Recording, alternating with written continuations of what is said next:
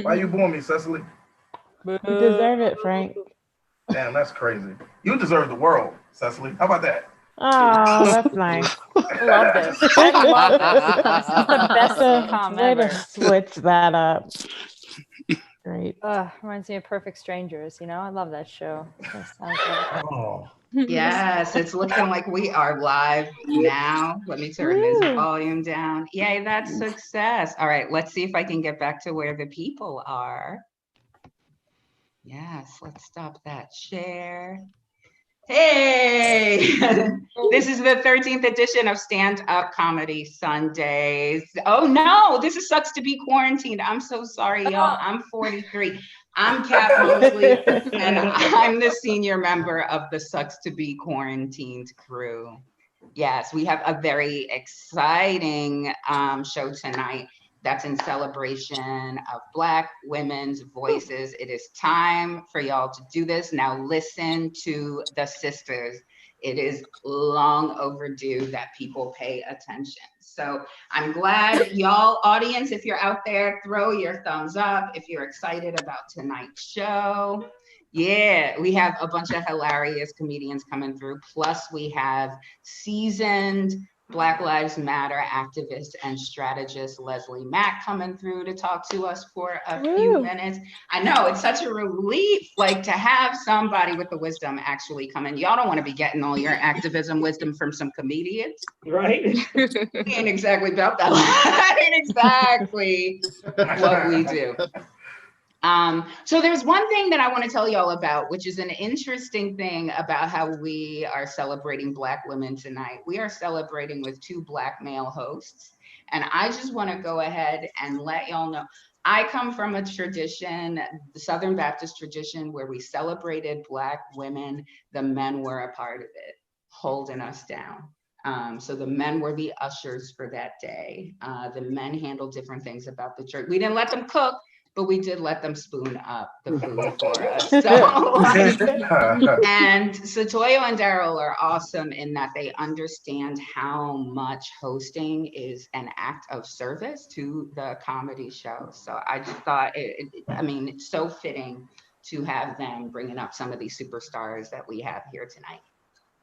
I want to introduce all the faces that are on screen. But before I do so, let me introduce, can I point at it? I can't, I don't have the coordination. This is why I don't drive. See that? That's our PayPal link. That's paypal.me/sucks@Fergie's. Give. You can afford to give. Give. I'm gonna show you why. Chris, are you pointing at yours? I'm trying to. Point at your my PayPal.me. PayPal.me/sucksnok@Fergie's. Here's why. Our crew consists of somewhere around 8 or 9 people. We've got Chris Esperance here, David Feinberg here, Shealyn Forshee, Frank Neblett, Ngoc Bui, Jarrod Little, Shannon Cantan. Manny, did I say you? Manny No, it's Brown. fine. It's okay. I'm not hurt. Sorry, I wasn't this waiting. invisible ass. You got a job. You don't need my props. So that's the Quit my crew. job. Pay us. Pay us right now. Yes, pay up. Manny ain't got no job. Manny, didn't you just lose your job? I just Manny lost my job. lost his Hard. job What? 5 minutes Are ago. you Under a bridge right now. No, are you Pay serious? Y'all, her.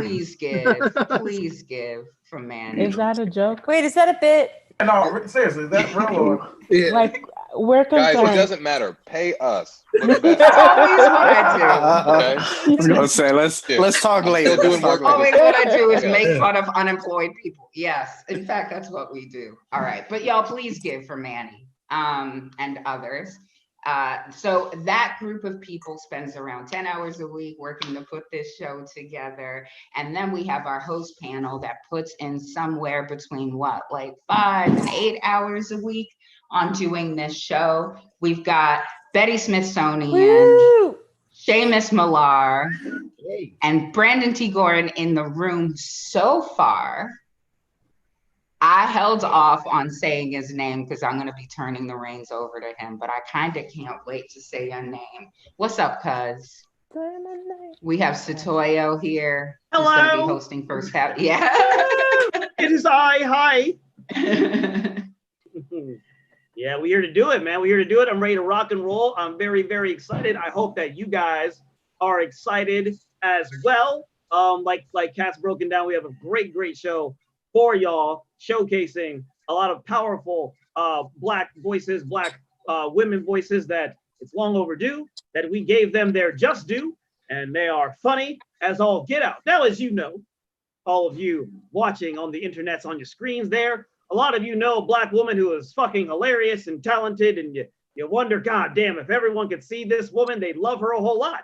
We all know someone like that, and these people are right in front of us every single day. So it's important that they are showcased because, quite frankly, whatever this new world comes out to be, it's very, very important that there are more Black voices in a stage of influence in the entertainment world, not because of the fact that, oh, we just need to be there. It's like, no, because we also deserve to be there, and Black women most certainly deserve to be there. So it's gonna be fun, man. You're gonna see a lot of funny people. Please, if you got the money to donate. We appreciate you watching. It's gonna be great. It's gonna be tremendous.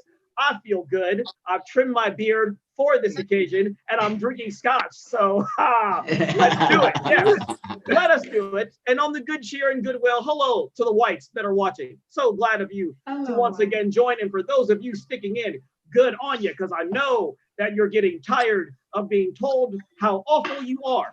And I know you're wondering, when will it stop? I don't know, nigga. When you gonna get good? Yeah, that's the only thing that I would sort of say to that. Got him. No, I have a feeling. I just have a feeling. Also, please remember, when you have the opportunity, if you have racist parents, please terrorize them. Very important. Terrorize them, so make them feel guilty about their racism. I am first generation Nigerian American, so I have a Black mother who raised me. So this is all very important to me. And the one thing I've learned from my mama is that the English language is stupid. It's dumb. It's a dumb language. It's dumb. This is my second language, and it's a stupid language.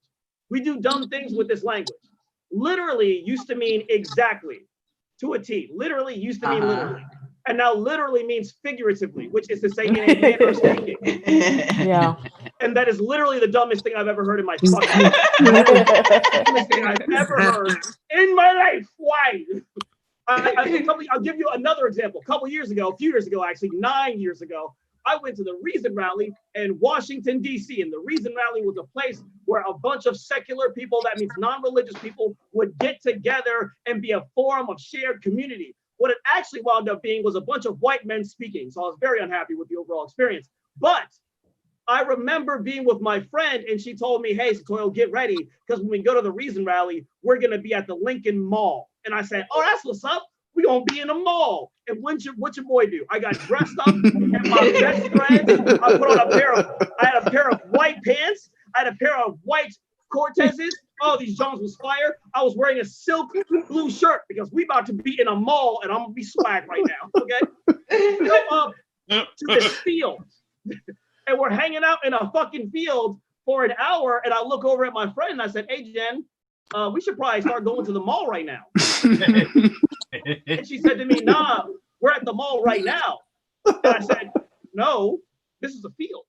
And he said, no, Setoiyo, this is a mall. Like, this is what a mall is. I said, no, Jennifer, a mall has electronics. A mall has women walking around. A mall has comic books where teenagers can steal them. This is a field with grass. And she said, Setoiyo, this is called the Lincoln Mall. And I said, why are you doing this? This is a field. Immediately. Why are you wounding me? Why? And wouldn't you know, the lies of this mall put me in such a position that, of course, it rained the entire goddamn Reason Rally. My shoes were ruined. My pants were ruined. My shirt was ruined. And I learned two things that day. One, the English language is dumb. Number two, and most important of all, watching white people mosh is fucking terrifying. I've never seen white people mosh. It's very scary. Don't know why you engage in this type of violence. I need you to stop it. It's not good. It's not good for you. You should, this is another thing. This is why I know white people love violence. You don't hug enough. Instead, you guys do moshing. You guys run into each other with violence. You need more hugging. You need to accept love in your life and stop being prone. I know your mom did not love you appropriately, and I am sorry, okay? But you need to be better now. And hopefully quarantine has showed you the power of hugs. It doesn't mean I'll hug you, but I want to have it. You may not get hugs from me, but maybe there's another caring Black person who will hug you. The whites I know and care about, you already have the hugs. Don't worry about it, but please wash your ass. I don't want to do that anymore. I don't want to hug dirty people anymore. I'm tired of this. But having said all of that, that has been my time. But are you guys ready to keep this show moving right along? Yeah. Yeah. And let me tell you something. I know it's been hard, but that was underwhelming. That was underwhelming. That was also underwhelming on the internet. I've got to tell you right now, you have a lot of talented Black women coming to the stage. Many of them are professionals at what they do, and they are exceptionally talented at what they do. And you're going to be put onto a lot of talent tonight that you would have never seen otherwise. And all I can say is that's a crime, and I'm sorry, but we're here to fix it. Now, are you ready to keep this show moving right along? Yeah. That was better. That was better. Honestly, okay, so the next comic coming to the stage, honestly, I've known her about as long as I've been on the East Coast. She has helped me out, taking care of me in a bunch of situations, really helped me grow as a performer, and she is a funny human being. Please give it up for Belynda Cleare. Thank you, Setoiyo. Oh, I am so excited to be here. By the way, let me just say that I don't ever remember seeing you with sleeves on, ever. Talk your shit. Shout out to everybody that's been out there protesting. Due to my tendonitis in my ankles and my fear of people, I can't do it myself, but I'm so proud of y'all. Betty, I see you out there making it happen. So thumbs up for that. I only got 5 minutes. So I decided that I was going to talk about, since we're celebrating Black women, I was not raised by strong Black women. I was raised by neurotic Black women, my mom and my grandma. But it's still, you know, growth can happen even when you're in the world of insanity. I grew up in a racist family and they hated Black people. And so my grandmother would say to me every morning before I went to school, listen, girl, it's bad enough that you're Black. Try not to stand out, which was a challenge because I grew up in a small all-white fishing village where trailer was a status symbol and we were the only Black people there. But they weren't really racist to me. Like when they said racist stuff, they would say, but not you, Belynda. Like, actually, when we see you, like when we say nigger, we're not talking about you. Like, we are talking about those guys. Like, they love that song. Yeah, those guys. And it made me feel so warm and fuzzy inside because they would say, you know what? You're like, when we see you, you're like good enough to be white. And I'm like, thank you so much. Because you're good enough to be Black. It was mortifying to them. And yeah, but I actually remember being disciplined for being out on the beach tanning with my white friends. Like my aunt caught me one day and she said, as if your dumb ass isn't Black enough. You're out here in the fucking sun. What are you, retarded? I was like, yeah, maybe so.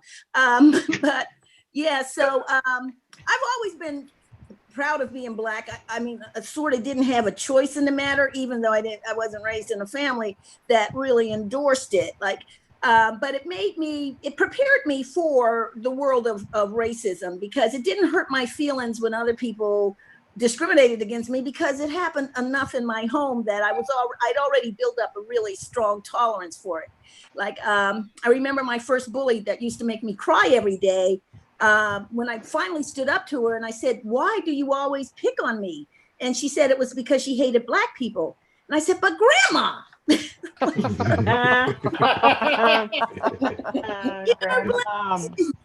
Yeah. But yeah, I learned though, I learned as I matured, like this Black Lives Matters, most recent Black Lives Matters movement has been eye-opening to me. I purposely go on all of my white friends' pages to see what they're posting. And, and a lot of them are getting cut off my Christmas list. They weren't really fucking on it, but I'm not getting anything now. Betty, I got you though. I got you getting at least a card. Ah,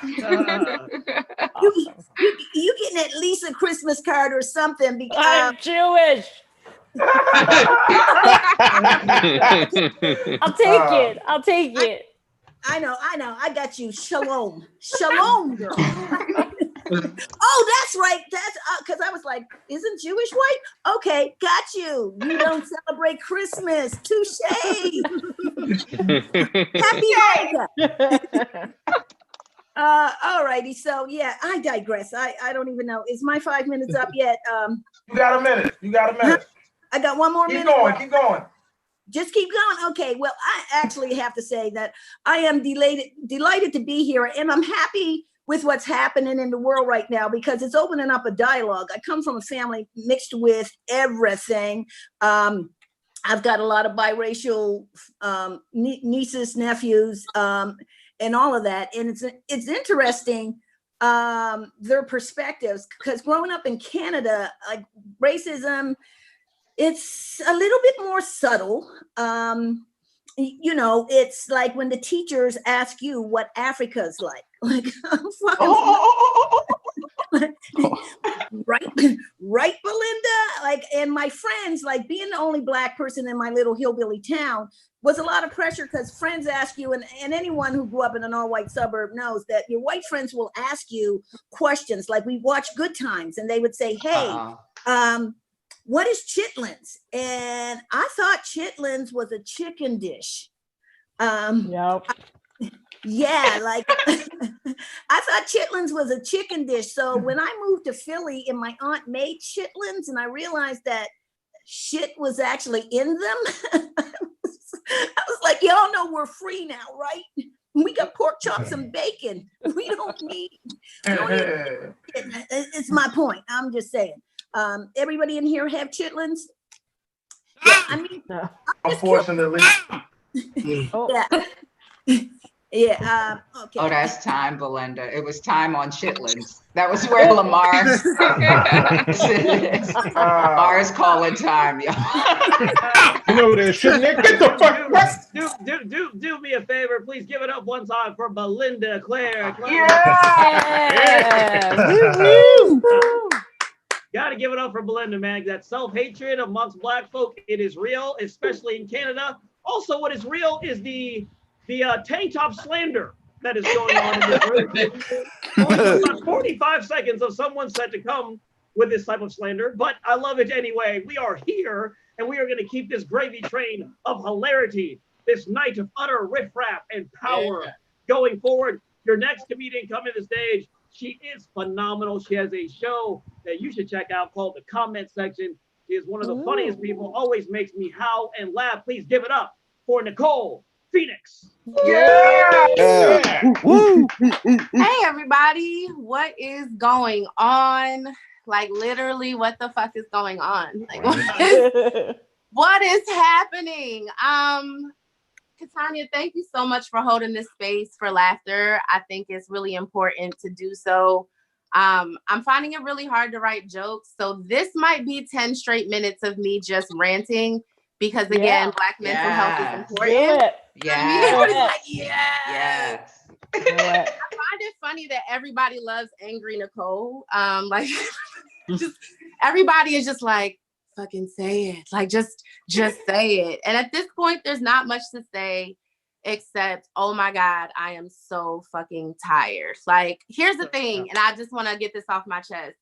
I am a Black millennial, which means I grew up in the 90s, which meant I really thought I didn't have to deal with fucking racism. Can anybody please, like I knew being Black was gonna be difficult. Like you get that goddamn like Black starter kit, you know what I mean? Like you get like you get these little, like you start getting pep talks really, really early, but they're not pep talks. They're the antithesis of a pep talk.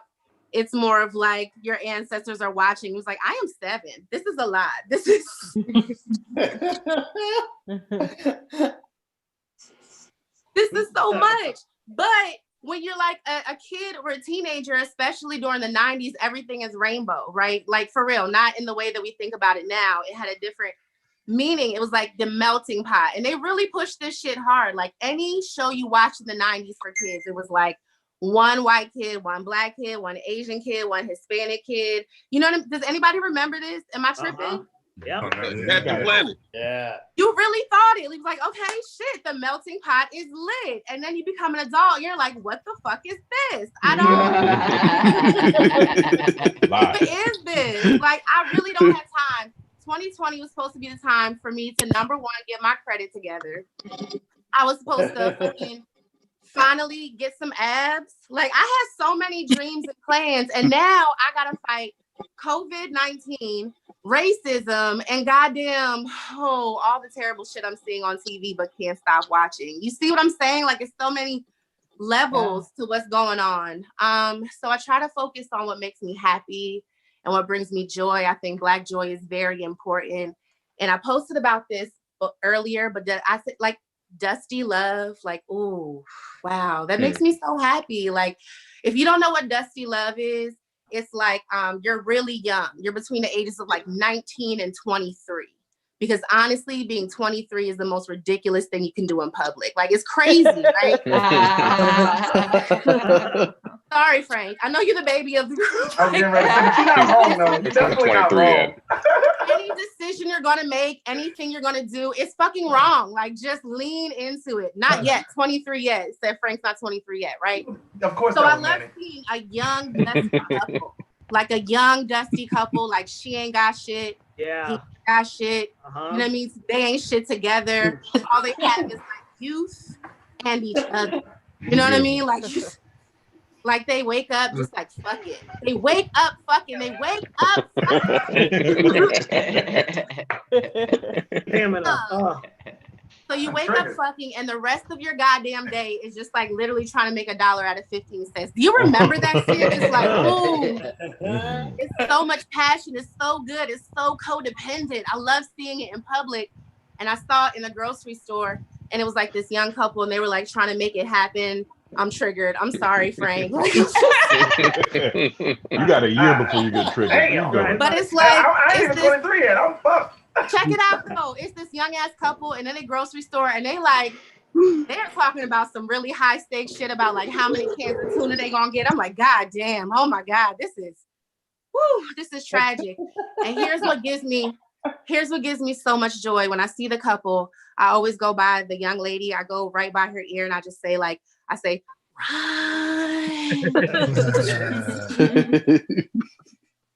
Y'all don't think that's funny, but it gives me so much joy. Like, because what this young lady doesn't understand is she has so many options. Like, she could leave right now, like get on the first thing smoking, go to Dubai, join an orgy. Like, you're 23. You see what I'm saying? Go for 10 years, live your life, come back. He's still gonna be broke, girl. He's still gonna be broke. He's still gonna be broke. He's still gonna be broke. And I know that seems kind of fucked up, but it makes me happy on the inside. And I know there's a lot of fucked up shit going on, but if you can break up a young couple, fucking do it, okay? I'm gonna give my time back to the room. Y'all been so fucking awesome. My name is Nicole Phoenix. Y'all so much. Oh my God, guys, give that up for Nicole again. One time. Let's go. Nicole's out here talking that truth. First of all, Nicole, I want to sit there and say, I love your backdrop. I love that couch. It looks like some shit that I would see on Snick back in Nickelodeon back in the day. I love that shit. I live in the 90s. Again, I'm a millennial. This is where I'm comfortable. Okay, yeah. So I dig it. I'm all about it. I love it. Also, listen, I can't front, man. I remember what it's like being 23, just being trash and fucking all the time. Like, the sex was so good and everything else was so fucking bad. So it's like bad. everything. Yep. Every decision you made was horrible. Everything you did was horrible. The food you made was horrible. The decisions you made was horrible. But the fucking that you put forth was A+. Let me tell you something. Yeah. Ooh, them hips were activated. That back was getting broad. Every day. I don't know if you remember. To be able to do that squat move when you fucking I just want that squat. Calm down. Dude, I remember having one knee up. But y'all Like this fucking one limber knee up. all And then like one knee. this, just doing There all was one knee up from listen. behind, and then it caught a cramp. Yep. So what did I do? Switch knees. Never stop stroking. Man, 23. What? Huh? Tell you what, I didn't even know what depression was. bro, I'm gonna tell you right now. I used to think, yo, tell me why I thought cramps. Nigga, I thought cramps were a myth. Like cramps don't exist. Fucking real was a blow-up mattress involved. Yeah, No, it wasn't I didn't fucking blow up. nigga, I remember being 23 and fucking on a Fucking a water twin bed. bed, and my goal was she gonna come and I'm not gonna break that water bed. And tell me why I did it. Tell me why I did it. I am no longer. Trash. I am no longer triggered. Legitimate All the beds trash. I fuck on have bed headboards, so I'm chilling. Yeah. So dig this. The fucking is great. Were woman's like able to properly empathize with her feelings? Most likely not. But I think the point that we can agree on is that the dick was good. But yes, should be left at any point in time. Oh yeah, it was great. But I And do how did want I you to deal know with this. my emotions. Or, I went yeah. to another woman. Exactly. I want y'all to know this though, for all of you young people watching right now, okay? You're 22, you're 23, you're 24, you're 25, you're 26, 27, 28. I want you to know that once you hit 25, you will never be as athletic with your fucking ever again. I want you to know that. You could be a better lover. You could be a better lover, but you'll never be that athletic fucking ever again. Gotta start taking TRT. That's Exactly. Right. But if you try your best, if you work really hard, and Keep you commit stretching. yourself to growth, you'll be a better person. That's all I I was can getting ready to promise. say. When you said that, I turned into Jordan in my head. I'm like, we'll see, nigga. Get me right?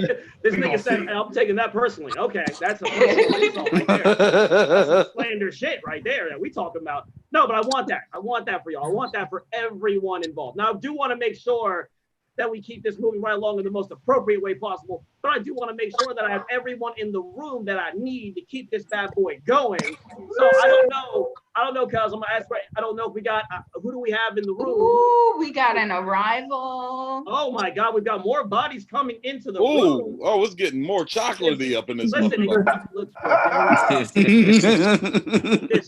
this chocolate goodness that I am laying onto you. You should be thankful. You should be thankful. You really should be. And I think I can go to the next person, Kat. Can I go to the next person? Yep. Oh, guys, please give it up right now. I dig her a whole lot. She's a hardworking, talented person. You can catch her all around the tri-state when we could be outside. Please give it up for Oprah Keys. Yeah. Hey guys, this is my first time doing a virtual mic. I mean, I'm surprised we kept hope alive. How's everyone doing? I mean, I haven't seen everyone in so long. I think I'm only seeing myself. I'm panicking a little. What is going on? We're here. We're still All here. good. Do you? Do you? See everyone. Yeah, we here. You We can got press you. the gallery. Yeah, Press the gallery view button. Oh, You can okay. see all of us, yep. Okay, I can't see anyone at all. It's so. all good. Oh, that's lonely. That's the power of racism. That's the power of racism. You can't see anyone. You're alone. Yeah. What they want you to feel, but we're the ancestors. You can just Exactly. hear us. You're here in spirit. You can hear us. You just can't see us. It's a terrifying feeling. Put more pepper. Put more pepper on it. Yeah, right. So is Get the this Saison. green room or am I being broadcasted to everyone? Being broadcast to the world. Yeah, this is the Okay, world. cool. You're right. I should shut up. I'm so glad that we're all unified during this time. It's great that we're trying to find some balance with all of this. But I can't help but notice how extra nice white people are being now. Just for no reason. I understand you rubbing my shoulders while I wait at this drive-thru in the Popeyes, but this is a bit much, Where did you come from? You don't even work at Popeyes. I don't know. It's just, I don't know. Has anyone else noticed that? I mean, white people just being so nice for. Yeah. I don't know. It's just interesting to me, but I don't know. This is nice to be on this virtual community. Glad to not see everyone. I don't know. I feel like right now what we're going through is, for Black people is like the final boss of oppression. I'm sure like a lot of people know it's like the penultimate is economic freedom. But even before that, we have one more thing we need to accomplish. And I've been thinking about this. we need to take over hockey. Yeah, there's a lot of racism in hockey.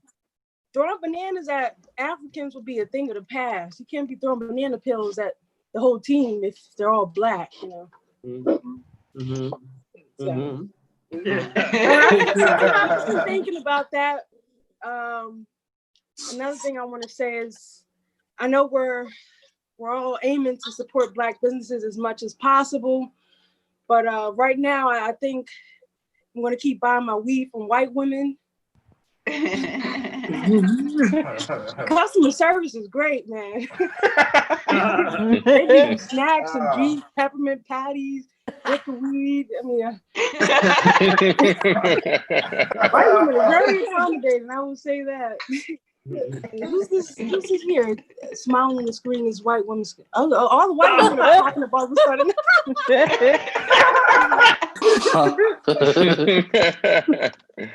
Oh man, I don't know. It's just been pretty interesting with everything that's going on. I don't want to put a damper. I know everyone else is going to be talking about race a little later, but I do want to say that I am feeling great. I am working on my diet. I am officially like 137 now. I'm getting my health together. Yeah. Thank you.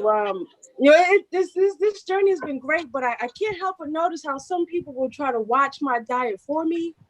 Like they see me doing good, and I'm like, okay, thank you, but you don't need to watch me eating these cookies, and you don't need to clock me in my stomach. Your stomach is bigger than mine.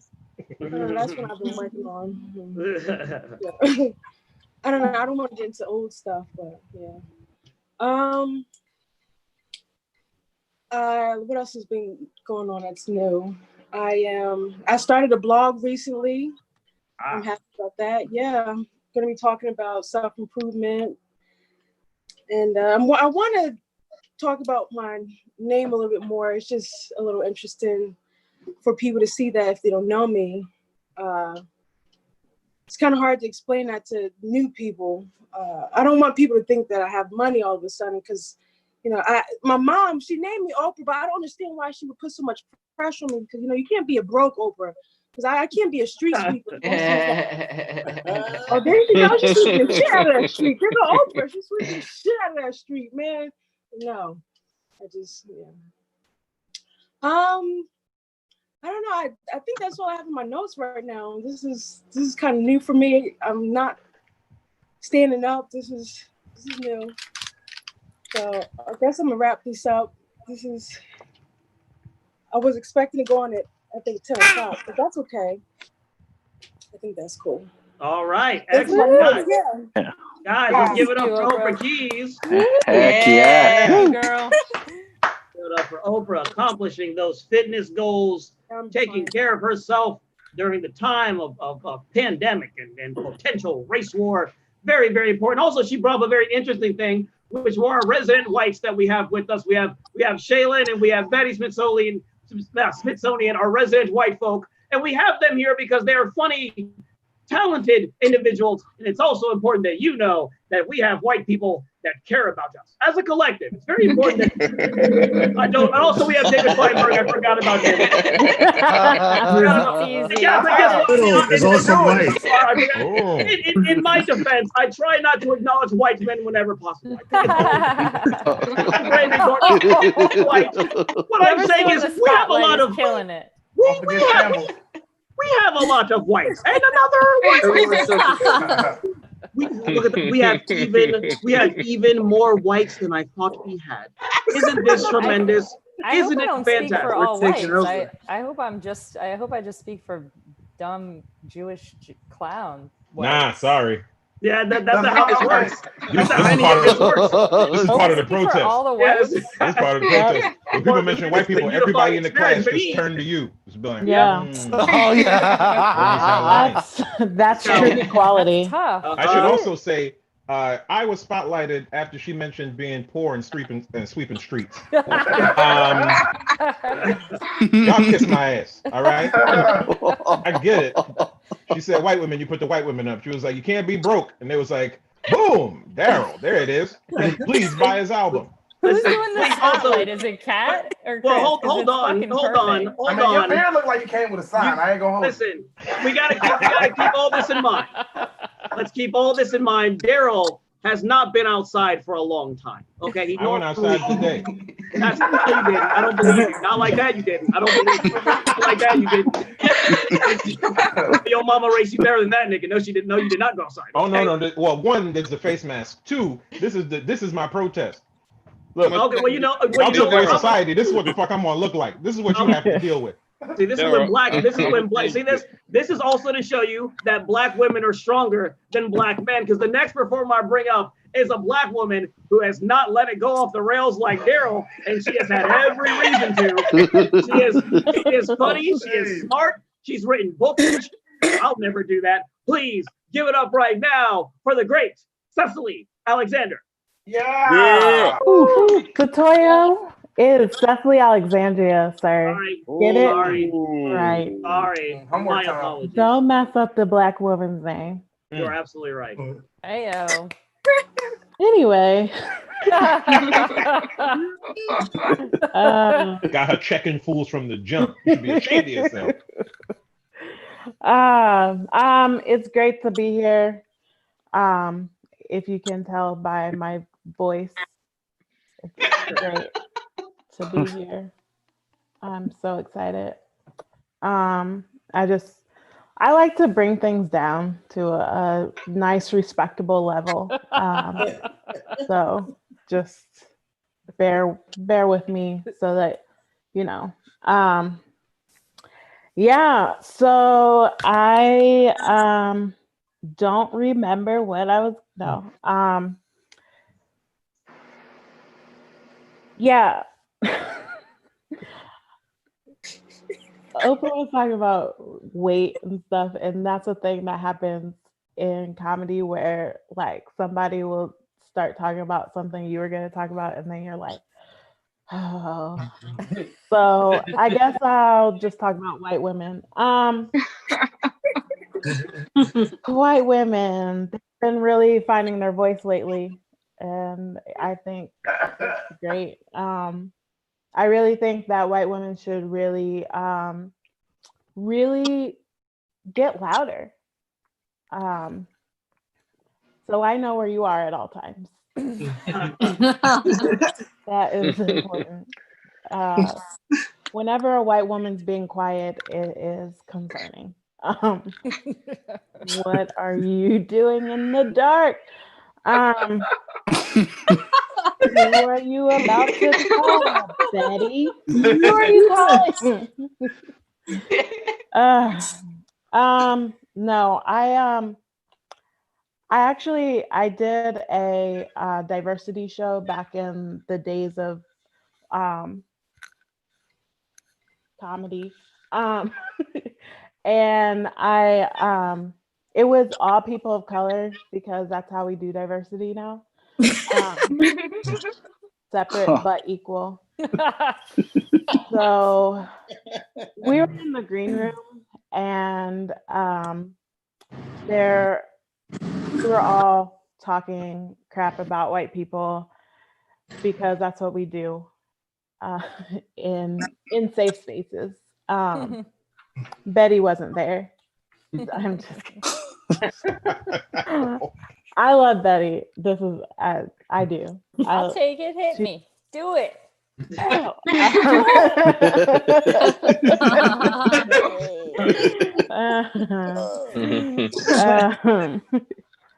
So I was talking crap about white people, and I turned around and there was a white woman sitting directly behind me, and I turned to my friend and I was like, how long has she been sitting there? And she was like, the whole time.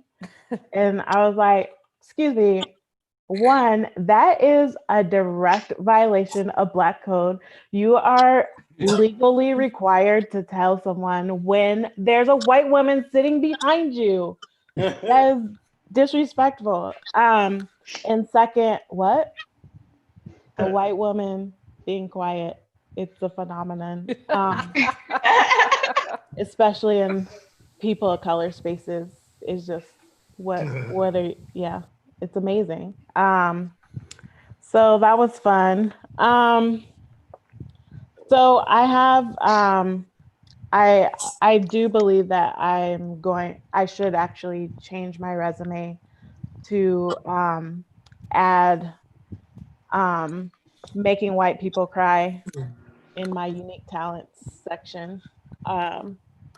So I did stop talking about white people, mostly because my mom said if someone is annoying, just ignore them and they'll go away. So I'm still waiting. But I do. So lately, white people are a lot. They're like crying babies. They feel like crying babies, just crying all the time.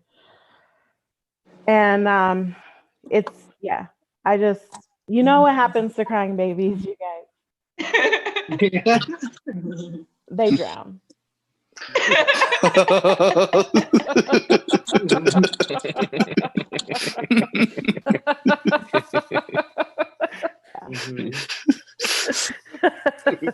Anyway, I do believe a part of the problem is white people. They need like a good Black mother to foster them because we're definitely not adopting your children. We don't like them. But you guys really needed like a Black mom to foster you for a year or two to beat you. Beat them. Sorry, I only got spanked like 5 times because I was a good kid. You had sense. Yeah. Thank you very much. But yeah, I do think that I don't care anymore. I don't care. Anyway, what else should I talk about? I like have quit. Like I have no hope. So I just don't even. White people just never mind. I feel vengeful or angry or whatever, and I probably shouldn't say that on national, international social media. So just remember this face. I was thinking about it though. I did go to a Christian college in the South. You may have heard of it, SPU, Southern Prejudice University. Their motto was racism with a smile. A lot of them look like Brandon T. Gordon, yes. So I was some of my friends' first and only Black friend because they realized they needed one. We are in different times, people. If I am your only Black friend now, when you end up doing some racist nonsense and getting called on it, and they call me in to be your one friend to speak on it, I will ruin it for you. Definitely will be telling them about the cocaine that you've been snorting, the sexual harassment charges that you may or may not have.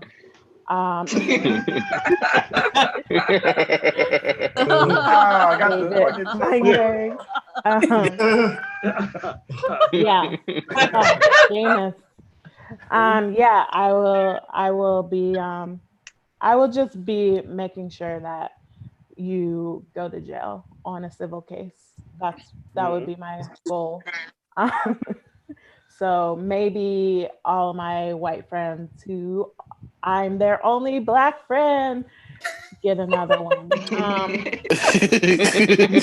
Yeah, just as backup. I'm going to leave you with this. So I believe I know where the coronavirus came from. It came from Michigan 2 years ago. I went to a wedding in Michigan and I got in line during the for dinner, get dinner, and someone dropped the butter knife on the floor, and then they picked it up and put it back in to the butter. And I immediately found the only other Black person in the room because 2 is almost too much. I found them and we locked eyes, and he said, they just don't want us to have anything. So, you guys, this has been fun. Thank you so much. Yeah. Give it up for Cecily Alexandria. Please keep that going. As I said, she is also an author. She has a book now that you can purchase called Vagina Strong. And you should probably do that, definitely. And listen, like Cecily says, man, if you have one Black friend, you need to get you another, or start apologizing to them and be better immediately. You're developing your Black friends, that you get these Black friends at 12 and you think you don't got to be better. And here you are, 34 years old, apologizing to your Black friend from high school who doesn't want to talk to you no more. We are tired of you. You're tired. You could have been better. You could have, but you did not. You did not want to. You didn't want to. And then Cecily also said that she said that she only got beat a few times because she was a good kid, and I can totally see that. And I got beaten constantly because I was a mischievous son of a bitch. I tell you what, we know. Yes, we do know. Yeah. Yes, I have gotten my ass whooped in the produce section, and let me tell you, my mom was right to do it. Sometimes you got to get beat with company in the room to be a better person. Whoop me, you gotta whoop me right next to the goddamn pancakes. That's appropriate. Ain't nothing like your mother slapping you and making everybody else in the room get quiet. Yeah, well, they knew not to interfere. They knew. No, it was sitting white. there like, The white people were sitting there like, oh, the Black women were like, yes. Yeah, well, there she go. Yep. Now go to bed. Yep. And then you go to bed. Yeah, exactly. Oh, she loved him. Look how she hit him. She loved him so much. I love him. I love him so much. Guys, but I want to switch gears for a second. I hope you guys are all having a nice time during this really, really incredible night of stand-up comedy and voices being heard. But I want to take this back, and I want to I want to give the reins back to the woman who was giving us this night since quarantine began, Kat Mosley, because she's about to really break show and get to what you're about to see. So let me give it back over to Kat. All right, y'all. Clap it up for Setoiyo. Yeah. Thank you, cuz this has been an interesting night. I will be honest with y'all. I feel angry at just about everybody, and that feels good. That feels good just to lean into that and own that. So here's what's super exciting. I've mentioned that I went to boarding school for high school, and when I went there, I met our special guest, Leslie Mack. In my post about Leslie, I call her my alma sister. Leslie and I were both diehards at that school. We both survived wealthy toxic whiteness. It was amazing. Barely. And lived to speak about it and to build movements around it. So I also mentioned earlier that I'm a comedian, and I'm kind of sad for anybody who has me as their only source on the movement. Just like somebody who's funny at parties isn't necessarily funny on a showcase, somebody who knows about justice because she's never been able to get away from injustice is not necessarily the expert on activism and strategy. I happen to have access to one such expert. I happen to know that she's hilarious. She is a load of fun. Leslie and I live different lives, okay? I believe she drives automobiles. I think she has a proven track record for punctuality. As you can see, she keep her hair and nails did. You know what I mean? We different people. But we have enough in common. I happen to know that she's just brilliant and so accomplished.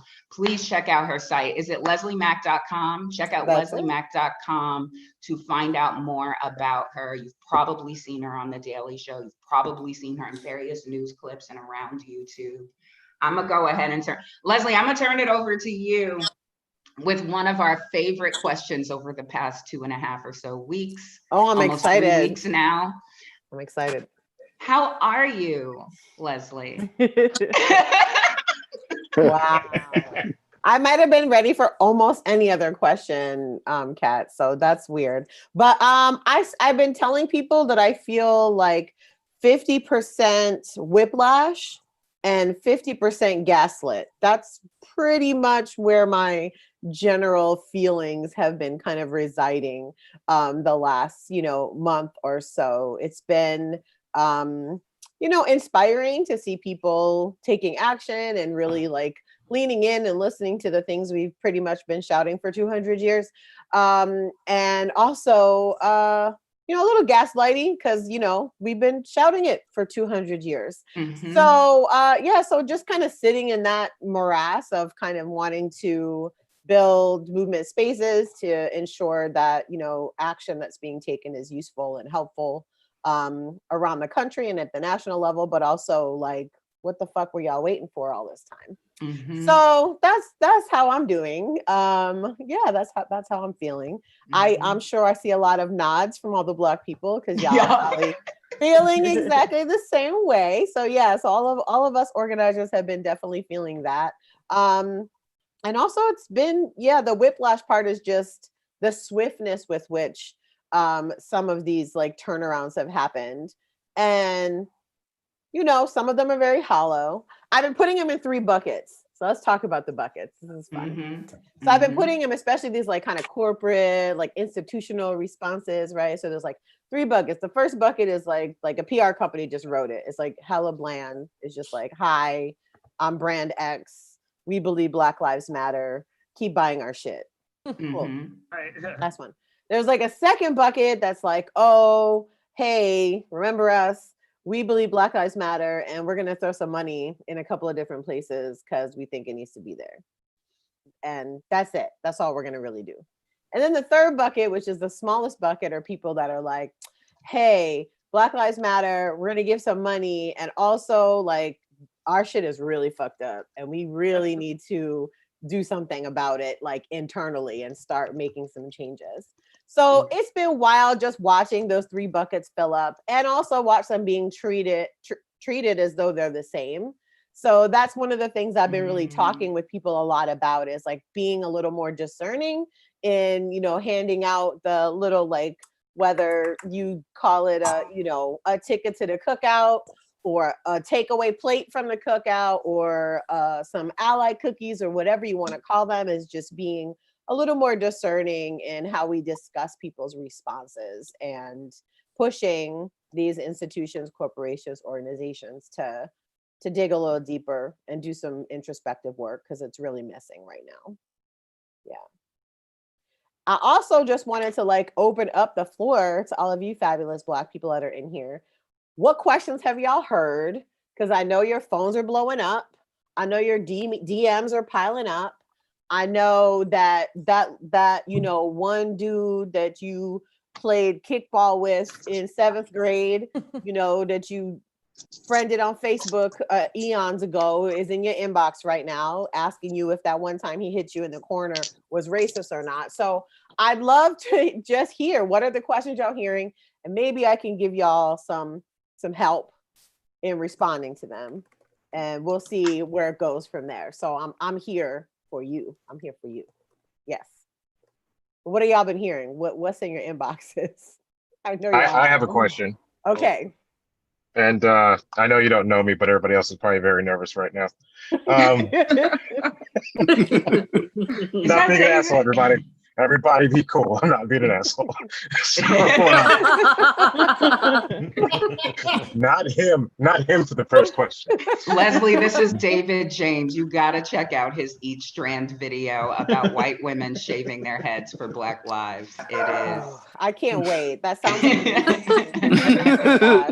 like white women will find the most useless thing to do about just about anything. So like if you think like what's the thing that will help absolutely no one, they'll be like, that's me. I'm in. Let's eat olives for Africa, guys. Do it. Okay, what's the question? What's the question though? Okay, here we go, David. So how long should I wait to tell a racist friend to go fuck himself? You haven't done it already? Here's the situation. So I made a post today making fun of the Italians, right? And he commented on there that all lives matter, Black Lives Matter is racist. So I haven't blocked him or deleted him anything. I pretty much known his family since elementary school. I was best friends with his older brother during elementary school for a few years. I was in Texas, but they just found his brother dead in his car a week ago. Whoa. So he's the only surviving member of the family right now. 2 older brothers have died from overdoses, both parents from cancer. So even though he said this, how much leeway should I give him before I have to tell him to go fuck himself? None. Let me say it this way, okay? So every Black person that's here, listening, watching in this group here, we're all actually sitting at the place of trauma 24 hours a day, 7 days a week. So there isn't a moment at which any interactions we have aren't coming from a place of, wow, we either just experienced trauma, we're still recovering from trauma, or trauma is knocking on our shoulder. So yeah, I mean, there's no right time to be a racist, and there's no wrong time to call one out. So that would be my response to that one, David. I mean, literally, we are in a constant state of trauma. Every day we have to watch as our humanity is questioned and put through the ringer. So yeah, I mean, your trauma is no less important than whoever this person's is, from my perspective anyways. I'm sorry, I don't mean to cut you off. I just have to go on my phone real quick. Hold on. You get him. You Texas ginger. Yes. Hope you die soon. You probably will, because you're a ginger and you live in Texas and the sun wants to murder you. A+. All of your gingerness, you leprechaun. You see what is there, Leslie? You see why they were nervous when David spoke up first? Perfect. A++. David, you get an A++ for me. That was wonderful. All right, who else has jump in with a question? An inbox question. I'd love to. What are they? I don't see. Ooh, are they sending? Oh well, my thing. Can you have Black Lives Matter with police reform? Can you have Black Lives Matter without defund the police? No. That's the short answer. I'll give a slightly longer one, which is that you can't reform an institution that at its base is racist, anti-Black, and built upon white supremacy. The need to protect whiteness, white people, and white property, and to ensure that anyone that is not white knows where they're supposed to be. That is the foundation of policing. So no, there's no reforms. And I also would say that, frankly, we've tried reform. We've tried reform for a very long time. We see that cities that ban chokeholds, for example, or use body cams, for example, or have civilian oversight boards, does not stop them from killing Black people, or anybody for that matter. So we are at a place where we have to fundamentally admit that reforming this system is not possible. And what are the things that we can do to completely disrupt the funding that the police have, the access that they have to do things that they shouldn't be doing, and take away this notion that they are the answer to all of social ills, because that's one of the fundamental issues that we are facing right now, which is that everything goes through the police. So if you're having a mental health crisis, it goes to the police. If you are homeless, it's police are involved. If you are having a domestic violence altercation, it's a police issue. None of those things need to involve police. And then there's things that police are involved in that they don't even do shit about. Your car gets stolen. You need to have a police report to give to the insurance company. The police are never finding your fucking car. So what is the purpose of that? And then secondarily, it's just a very expensive, between 10 and 17% of every city in this country's budget goes directly to policing. That's not to say money that they get separate from school districts, and that's just their actual budget, right? And they spend between 7 and 10% of their time actually solving crimes. That's it. The rest of the time they spend harassing people, arresting people for breaking very low-level crimes that do not need to require police interaction. So yeah, I mean, no, you can't. Black lives can't matter while the police are able to do whatever they want. And one of the things we're watching right now really significantly is that our elected leadership can't control the police at all. So we're watching in real time, you know, mayors, city councilmen, all of these elected officials say, we don't want them to do this anymore. And they're doing whatever they want to do. Here in Charlotte, I live in Charlotte, North Carolina, just 2 weeks ago, police corralled a group of protesters between two streets and just started tear gassing them. They start peeling back the investigation. Literally no one gave them the order to do this. They just decided to do it. So we are faced with systems around the country that have zero accountability, ridiculous budgets, and are completely ineffective. In the corporate world, we call that a losing hand, and they would have went belly up a long time ago. So for those capitalist-minded folks out there, just think of it that way if you're having some trouble making it through. Though I'm not a capitalist. I'm just saying, if we look at it with some objective lenses, it would be obvious that the police are not doing their jobs. So why are we paying for them? And we collectively are paying for them. Yeah. Yes. Yes. Yes. What else? What's in your inboxes? I want to know literally what are the ridiculous. No, I mean, I have in my inbox, I just have a bunch of people being like, hey, how are you? And I hope this doesn't ring hollow. That's a quote. But all of this has made me think of you. And so I just say nothing. Or I have a lot of joke answers, but typically I'll just be like, I'm all right considering. Yeah. And then they go, yeah, that's something. I'm like, all right, what the fuck did you want? Right. You know, like that's typically my answer. So that's a good one. I have a lot of that as well. What I've seen, what I always like to say is the reason why they're in your inbox is because they feel bad, right? They want you to make them feel better. So my responses are always really tailored to say, when those types of things come up, is to say, one, it's pretty fucked up that you thought of me in the midst of all of this stuff happening, because that means you associate me with the horrible things that are happening in the world. Number one. Number two, how are you supposed to how are you putting your feelings on to those that are actually experiencing this pain in the moment? So I've just found that like being super direct around that and just being like, this is really fucked up. You need to handle your own shit, and here's my PayPal, Venmo, and Cash App if you want to buy me something, because I'm happy to accept monetary compensation for you even making me write this to you. These are all good points. That's real. I think we have a question right now from the comment section from Donna K. Hayes. I don't want to mispronounce that. Sorry if I did. Do you recommend an organization that has facilitators to help advance conversations with racist friends or relatives?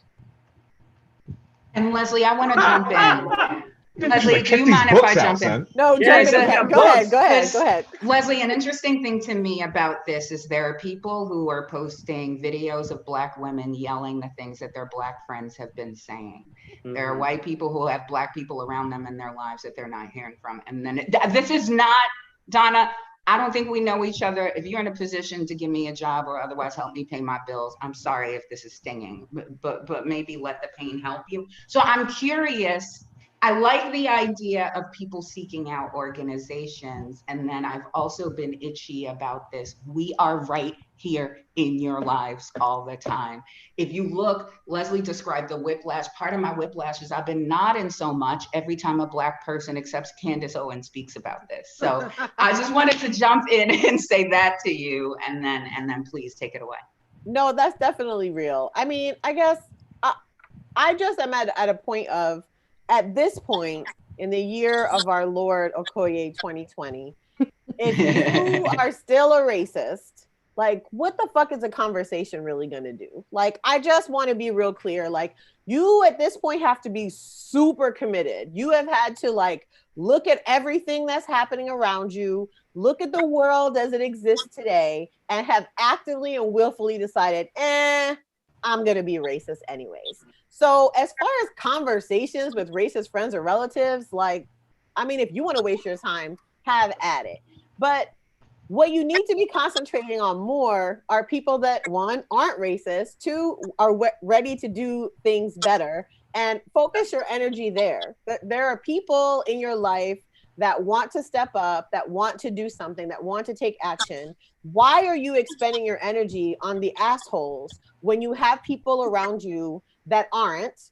And those are the people that deserve your time, talent, and treasure. So that's my general whole thing. Like, I do a lot of allyship work. I teach allyship workshops and do lots of stuff. But I also, you're not coming to me for some 101 bullshit. Like, if you are here to learn that racism is a thing, like, I'm not your girl. You could go, I don't know where.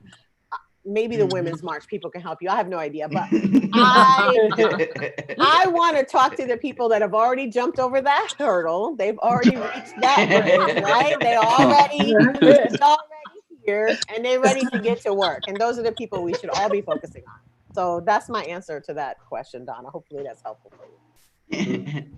Thank you. I just want to say that there are a lot of people here who are the choir. So in a moment, I'm going to ask the choir to hum. I just want the audience to know we're being quiet because we're letting Leslie preach.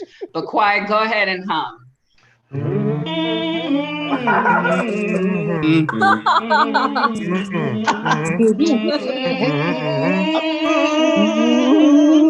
Yes, Lord.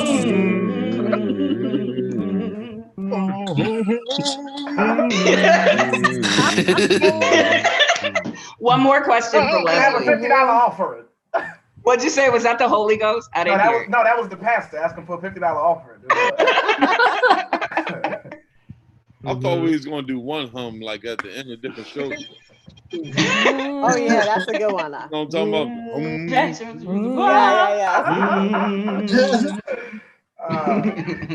Different strokes rule the world. Yeah. Back when they had TV theme songs. Yes. Shout out to Ah, the best. I'm sorry, may I ask a question? You're not Black, Shannon. You think I ain't know. no I see you, Shannon. Ain't nobody gonna call you out. Yes.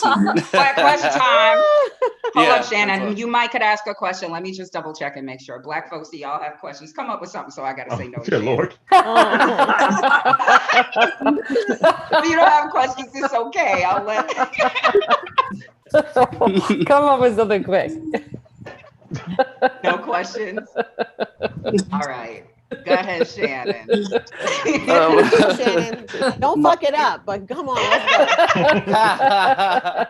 go. My question is in regards to those people who've say they've done things for a long time. The white resume is what I like to call it. The people. Shannon, hang on a second. Could you start your video so that the live audience knows there's sorry. A body there. Yeah.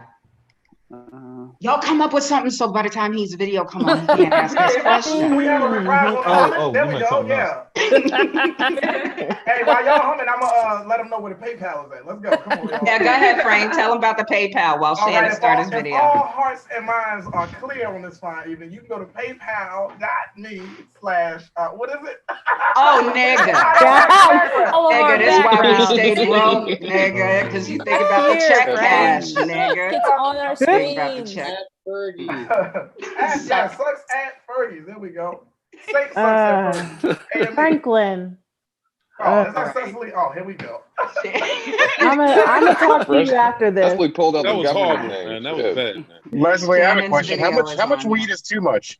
Thank you. Asking for a friend who rhymes with Neblett. It depends on what time it is, who's with you, and what you have to do afterwards. So you What have if to it's what if it's marching in the revolution? Oh, I mean, then there's never too much. There we go. Hey. Look. Hi, David. Yeah, I think Shannon is back. All right, Like you would actually wake up on time let's for a go. revolution. This a lot of build up for you, Shannon. So I know.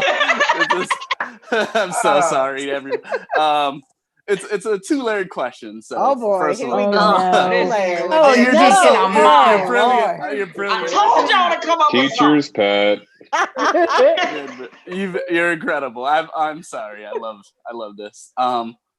There's been so much what I like to call white resumes popping up, or white women who said, I've been doing this for all these years. So they disregard information that, people are saying, you're not doing this right, but they won't listen because they believe they're right. How do you tell someone you got to do better, even though they believe in doing something? Secondly, you mentioned the buckets, which I think is an incredible thing that I never thought of. How do I not get tricked by these buckets? Because NASCAR recently put out a thing where they no longer accept the Confederate flags, and I was like, wow, that's an incredible thing. But what if that's all they do? And I don't know the innards of it, and I'm giving them too much credit. I don't want to do that. Listen, let's give it up for Shannon. Those are two very good questions. And you ain't gotta be too nice to him. This nigga in Hawaii. Oh, okay. Wow. We're really getting into it now. You're all the way in Hawaii.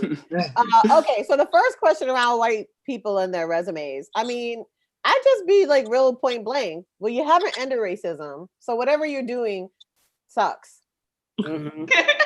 I mean, if they were good at it, we wouldn't be having these conversations continually, and people still wouldn't be getting killed, and inequality wouldn't happen. So it's obvious that whatever they're doing isn't working. So that's just a fact of what's going on. And I just am very point blank about it. Whatever you thought you were doing, it ain't doing shit. So let's get it together and change the dial. At some point, you have to admit that your approach isn't working. And what do we do when that happens? We change approaches. So widen your scope, understand people that know more than you and are closer to the pain points than you are, and listen to what they're telling you. And also, especially with white people, they love to have all of these like those, them, they people fucking conversations all the time.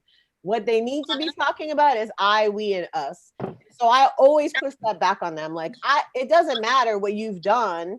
It really doesn't matter. What are you doing right now? And how is it directly affecting people that you have power over? And an exercise I like to tell, especially white women, to do is to take a little notebook with them and for a whole week, write down every interaction they have with a non-white person and who in the interaction had a position of power in that interaction.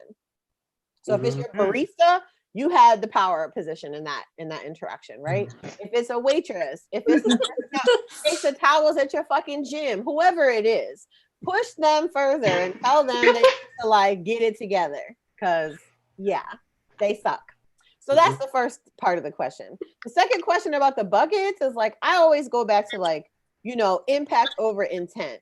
Now, the NASCAR one is an interesting one to bring up because I do think that there's a specific cultural significance of an entity like that disassociating itself with such a heinous symbol like the Confederate flag.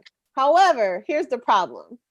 They decided now in the year of 2020, after all of this time, to disassociate themselves from it. But they haven't answered why it took them this long to make that decision. And so that's where, when you think about the buckets, if the why isn't answered, then it doesn't belong in that third bucket. And that is kind of a good way to like discern if it's, performative action or if it's real action. So like, why was it okay to have this Confederate symbol, this racist symbol as a part of your brand completely melded to it for so long with no pushback and no problems with it at all? Like that's the interrogation piece that needs to happen continually. So that hopefully that helps, Shannon, help you kind of differentiate between all of the different things. Absolutely. Thank you. Yes. Thank you. You better Yes. say thank you, Shannon. Yeah, that helped me. Yeah. Two-part ass question. Leslie, thank you. Y'all, I brought Leslie in for 7 to 10. I think she just did a half, but don't it feel good, choir? Yes. I'll just leave off with a few, things that folks can do right away. First is to connect with the defund police activists and organizers wherever you are. Make sure you're supporting them with your time, talent, and treasure. That means money, volunteering, and whatever talents that you have to offer them. And secondarily, we're really pushing right now to support the folks in Louisville who are demanding justice for Breonna Taylor. So you can just follow BLM Louisville and their leadership there. Shout out to my girl, Chanel Helm. And they have a petition that's going on right now. There's a GoFundMe, and they're really pushing hard. I don't know if everybody knows this story behind Breonna Taylor and her death, but it's really heinous. In Kentucky, they have, like in lots of states, these no-knock warrants, which means that they're able to just burst into your home and accost you. And in Breonna's case, they were looking for a different person that didn't live there, who was already in police custody that morning. So they had no business being at her home. They shot 30 shots into her house. 8 of them hit her while she was sleeping in her bed. Her boyfriend returned fire thinking that they were under attack, because why would somebody be shooting into their home? He was arrested and in jail to mourn her for 3 weeks until he was released after a lot of protesting. So the people in Louisville are pushing. These police officers are still getting their money. They're on administrative paid leave. They still have jobs. They still have their pensions. And her parents and her family don't have her. She was an EMT worker, a pillar of her community, and an essential worker who was actually out during this pandemic, saving people's lives, and she's no longer with us anymore. So so learn more about Breonna. Black women and their interactions with police are woefully they don't get enough attention, and so we're really trying to make sure that we lift up Breonna's name as much as we are anyone else. So I'll leave y'all with that. I appreciate Thank that. you. Yes. Leslie, Matt. Thank you. Yes. So destined for her, for Thank justice, that her birthday's supposed to mean freedom. It meant freedom for the white folks. It freedom for some of us. I also just want to kind of call myself out. I said the past 2.5 or so weeks, and Leslie said the past month or so. And the past month or so is when the Breonna news hit. Past couple weeks or so was when the George Floyd news hit. So we've been there. If there's stories of suffering, we are there. So pay us, y'all. PayPal.me/sucksnok@Fergie's. Keep those contributions coming in. That was an amazing segment that we had with Leslie. Leslie, I want to ask you questions about punching white people, but that's inappropriate on the live stream. Do you recommend it every Wednesday? I can give you my notes on that particular topic, okay? Y'all send Leslie your questions about punching white people. Meanwhile, I'm going to go ahead and turn the reins back over to your first half host, Setoiyo. Oh my, guys, this has been an amazing, tremendous first half so far. Again, thank you very much to Leslie Mack. That was tremendous. That was empowering. That was all the good things. This has also been an incredible first half. We've got more coming for you after this first half. So don't think it's over. Oh, no. The party is rocking and rolling right along. And white people, if you are not uncomfortable with being called out yet, don't worry. We've got time. And so much time left. But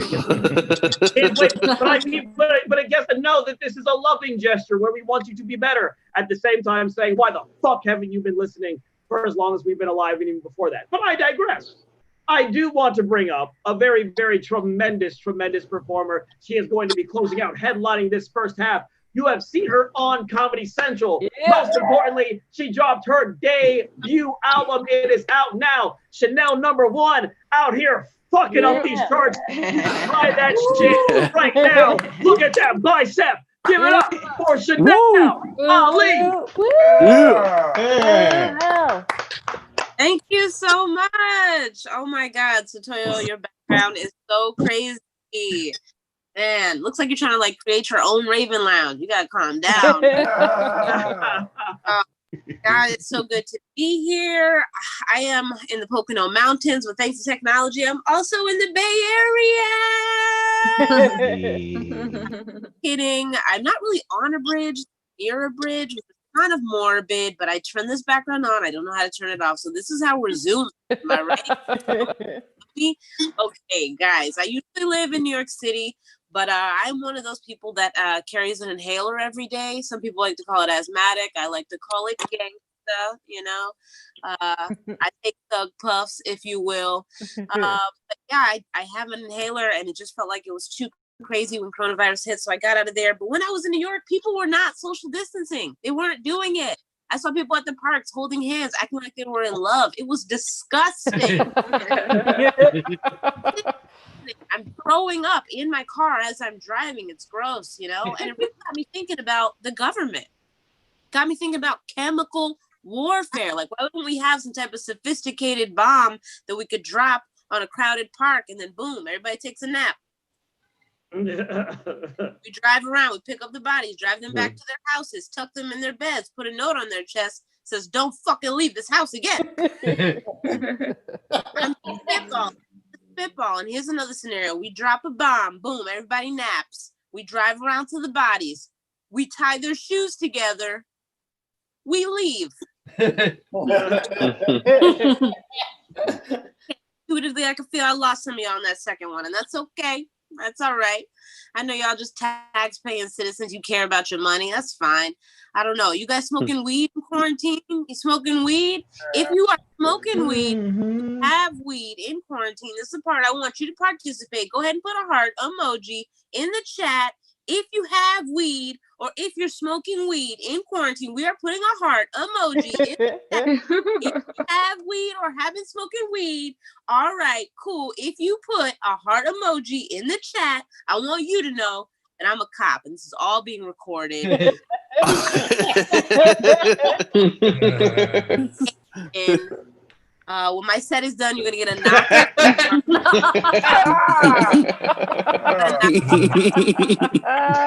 maybe cops, or maybe you're getting robbed. I don't know.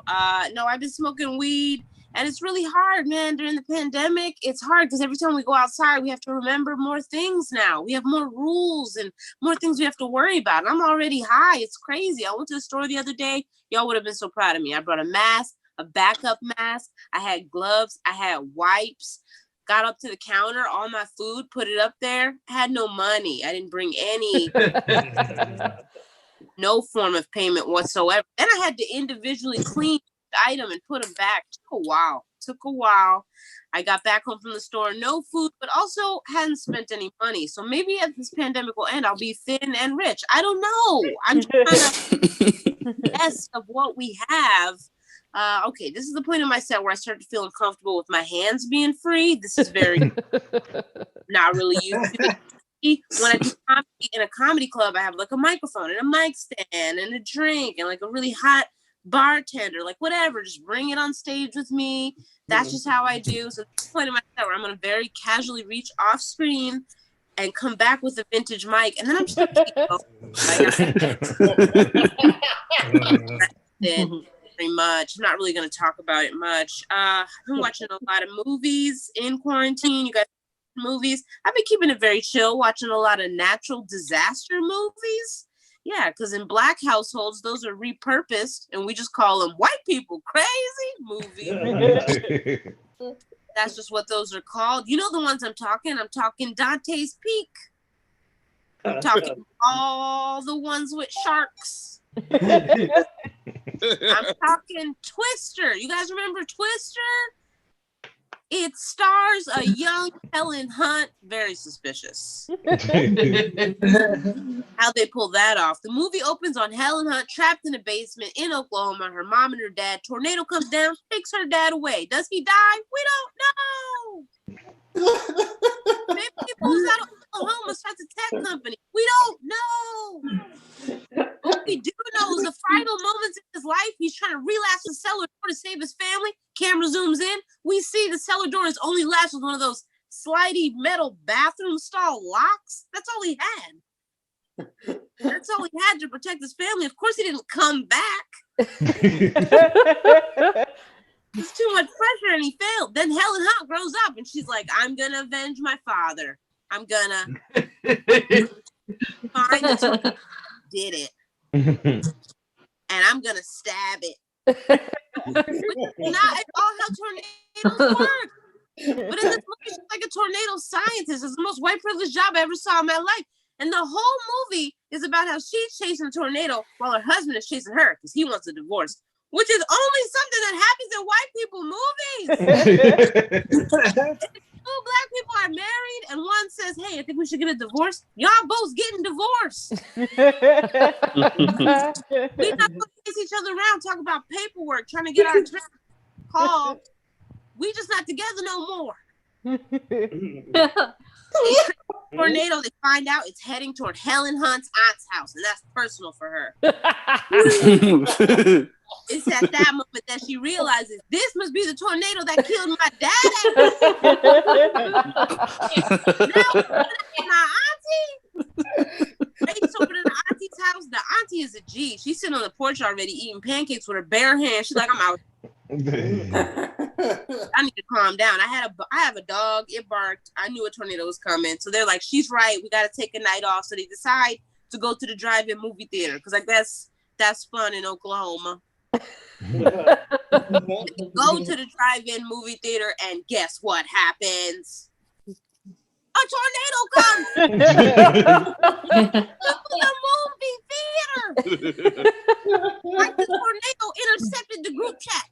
And the tornado just walks in like, "What y'all doing?" Tell me who was taking a night off. I didn't get that. That's me being a tornado. So they're gearing up for the final tornado scene in this Steven Spielberg executively produced gem. And in this final scene, with all types of graphics and tornadoes coming down, unfortunately, the wind blows. And Helen Hunt's bangs fly back. The next 7 minutes are lost to forehead. I mean, we lose plot points, character development. I can't even tell you how the movie ends. I'll have you know, I told this exact joke in a room where Helen Hunt was seated to my right. It destroyed. She was not amused.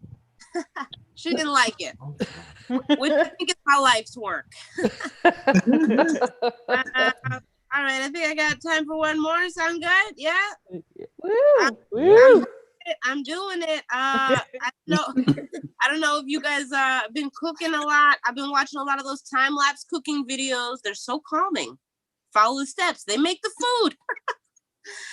Watch a lot of those videos. Learned a lot about different cultures, different ingredients, and I have learned that white people can turn any dish into pizza.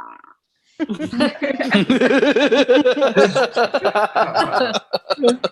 matters apparently, you know. Some of those videos are on autoplay. You just scrolling through, and all of a sudden you see somebody sauteing onions. You settle in like, "Ooh, what are we making?"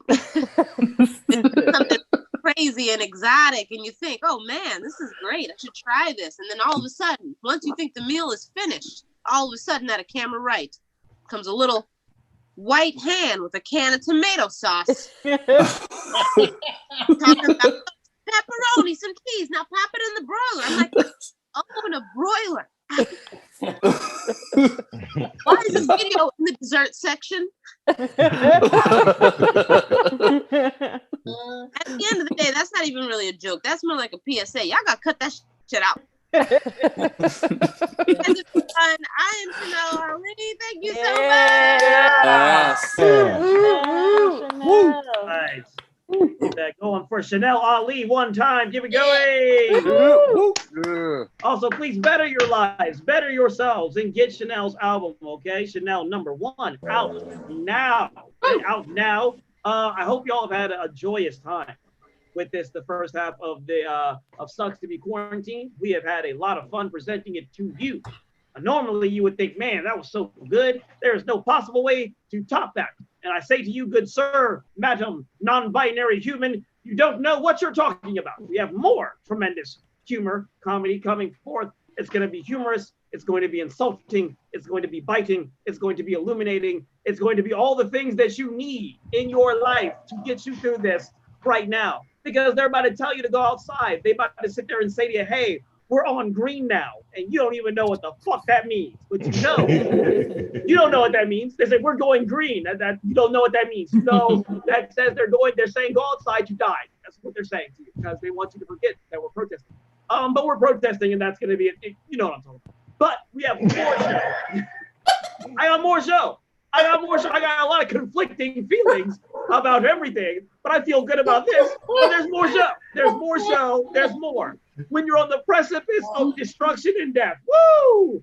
do you really need sleeves? Do you need them when you're on the precipice of destruction? I don't think you do. I don't think you do.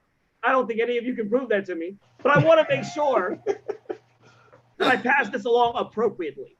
Okay, that I give a good handoff. And who better to give this handoff to? So quite frankly, one of the goddamn funniest in the game.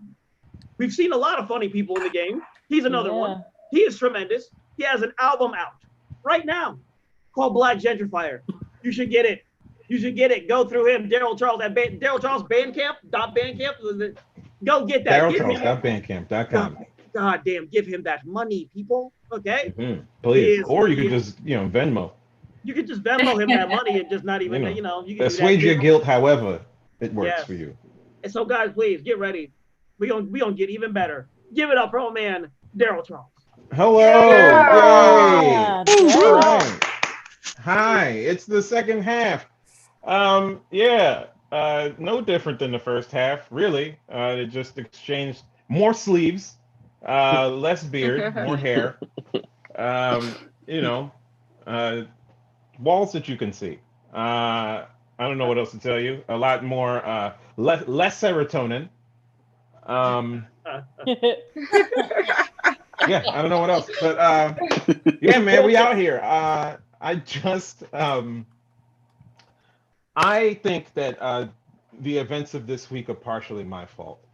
Last week, and probably the week before, I started by saying that things were very tough, and I didn't think I could be funny.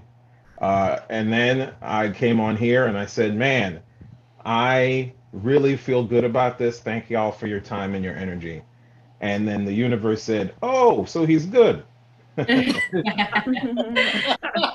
right. I'll see you on Saturday night, buddy. And then every single fucking Sunday, I wake up to a new hell. And I'm telling you, I just want to put this out there. I don't like this that much. Stop making me have to prove it. Every fucking Sunday. It's like, oh, you were good enough back then. Cool, we're killing another one. What's up? How you feeling? Huh? You feel comfortable? You want to tell some jokes? Make them laugh. Are they laughing? You don't care, do you? It was all about you in the first place. Greedy. None of this matters. Yeah. Anyway, we're all doing inventory. And I've been doing inventory. We're all trying to figure out where we lie in the. I guess I just have to stop mentioning white people because the director is just completely enjoying watching. Yes, just watching white people. No, we all are figuring stuff out, and I'm figuring out where my racism lies. Obviously, I can't be racist. One, I'm not a system. Two, you know what would happen. So, but I have my own prejudices, and it reminds me of something George Bush said: the war criminal, not the war profiteer. The right? That was the bar, wasn't it? The shit. I'm proud of bars. And it's funny because you know exactly which one I'm talking about. Not the fucking dude that helped the CIA put crack everywhere. Damn, that was him, yo. Anyway, Red Top. Anyway, George W. Bush, he said, the thing we must not do is suffer from the racism of lowered expectations. He was saying that he was telling white people they need to expect more out of black people. So make sure you make school hard and not beneficial. But I was thinking about that, and I was like, I do suffer from the racism of lowered expectations. I expect absolutely nothing in the terms of like racial justice from white people. Like I expect y'all to completely fuck it up, like from the jump. Like, and it's not cool. It's not cool. I should do it on a person by person basis. The problem is, you know, if I fuck up, I could die. But you know, also, if I get it right, I can end up on TV. So you never know. You know what I mean? It's a catch-22 that you caught. But yeah, like it just sucks. I know I'm guilty of it. Like I just don't expect it. I expect every white person to be either obliviously racist or just low-key racist, or you know, flat out racist. Usually the flat out racists would stay away from me, unless you know we have to work together. In which case, you know, they still stay away from me. But yeah. You know, I expect them all to be like, oh, you know, the kind of whites that go, yeah, the cops are wrong, until they find out that the person who got killed had ever smoked weed. Yeah. And they go, oh, well. And then you look at them like, what the fuck? What? Anyway, I'm suffering from that, and I need to stop. I need to do some inventory in and of myself. I don't know how to end that joke, but it was funny to me when I said it. I want to end that on a positive note, but there's not really a lot of positivity. Yeah. Right? I liked it. Oh, well, I thank you. I appreciate you. Go ahead. Thanks. Yeah, no, I'm disappointed in a lot. I'm disappointed in myself. I'm disappointed in y'all. I'm disappointed in every political party. And by every, I mean the two, right? There's only two. And, you know, it's kind of funny. It's like if you pay both, you can make them do shit that make sure that you win no matter what happens. And I just think that we need more parties. Like I would love ranked choice voting, for example. It's where you vote first, second, and third, and then the people who get the most fucking win. That way I can agree with you on one thing and disagree with you on another and have that all work out. Like, I don't want to be a Democrat. I'm a Democrat the same way you are, whatever the fuck you are. Right. Where it's like, you know, because your parents did it, or people that look like you did it. You know, the same reason you think Jesus is around. Oh, man. Yeah. Yeah. Yeah, it's the same reason. Yes. But like, I would love to. Yes. You know, and he has worked in your life to soften your heart and bring in real joy and you know, the power of not wanting to disappoint your mama. Yeah, but like I would love to have been, and I would love to go to any other party, any of them. I don't care. If they could just prove to me they're not racist, I would go in a heartbeat. I would be a Republican, a Libertarian, a Buddhist, fucking asexual. It doesn't even matter what it is. If you could just prove to me that you're not racist, oh, I'd be there in a heartbeat. It'd be like, oh yeah, you should come to this religion. Oh, we're the best. We believe all the other stuff, but we have our own book. But like, yeah, but y'all didn't like black people till the 70s. It's like, well, you gotta understand that it was a weird time. It's like, what the fuck, you know? Anything. It's like, to be fair, Good Times didn't come out until the 70s. Well, touche. Yeah, you're right. You're right. And even then, there were good times. I'll tell you that. I would love to find out that Brigham Young was changed by fucking JJ. It's like I thought y'all were all just a powder keg ready to go, but then he said dynamite, and I said, oh, you know what? I think they're all right with me. I'll take their money. But anyway, yeah. How about this? I'll leave you with this, and by leave you, I mean I'm hosting, so I'm not going anywhere. But you know, everybody's trying to do stuff, and I just want to say real fast: if you haven't lost a friend yet, you ain't trying hard enough.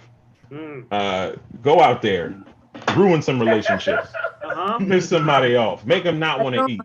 Yeah. You know what I mean? Make them stop what they're doing. Make them DM you with curse words. Yes. That's where you go. That's where the work is done. Yes. Make them take the conversation offline with hatred. Yeah. You know, get there because that's where it gets good. Get in the mud. So anyway, this is the second half of Sucks to Be Quarantined. I cannot wait to keep this train rolling. We have some wonderful comedians who are ready to do what I did, except hopefully there's joy in their hearts and dopamine in their minds. Your next comedian is a wonderful performer. She was here last week. I've seen her all over. She's hilarious. Please give a warm round of applause for Karamia. Yeah.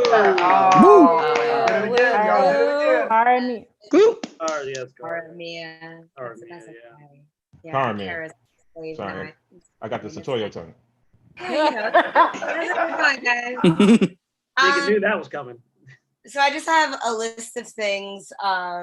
Also, first of all, hi Setoiyo, how are you? I don't want to say hi to anyone but you. I just Bitch! Huh? No, bitch, we out here for sisters. You try with Hey. Okay, Setoiyo, get your love. Setoiyo, get your love. I just enjoy Setoiyo. Of all of the Nigerians, he's my favorite. Never once have you tried to 90 Day Fiance me, and I appreciate that. Y'all, what's going on? It's a lot being Black these past 400 years or so. Like I'm exhausted, and what tickles me is like, you know, white people are out protesting now and shit, and now they're saying that they're tired. I'm like, bitch, you just got here. Like, it reminds me a lot of like, you ever been to karaoke before? And you know, like those really drunk white girls, like they choose a song that they think they can body, and they pick like Beyonce's Love on Top, and they're like, yeah, I'm killing this shit, forgetting that Beyonce is gonna change keys about 3 or 4 times, like since the song gets started. So you hit that first, and you think, oh, I'm in here, I could kill that shit. Are you really down? Like, are you gonna disappoint Beyonce? And that's what I feel like most of these white supporters are at. You're just letting Beyonce down. And if you're letting Beyonce down, are you really a part of the movement? That's what you should be asking yourself. But I did realize something that's a lot of fun right now. There's no greater time than right now in history to be hate fucking white girls. No one else is out here hate fucking white girls? Why is there silence? Why I didn't hear no lies. I was giving you your time. I didn't hear one goddamn lie though. I didn't hear one.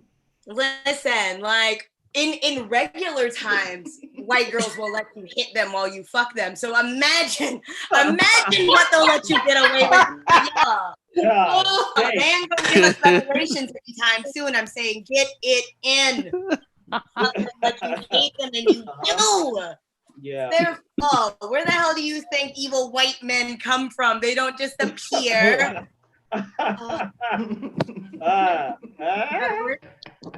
Okay, we'll see how that works if I say those things to white people. I'm not the white people enjoy it.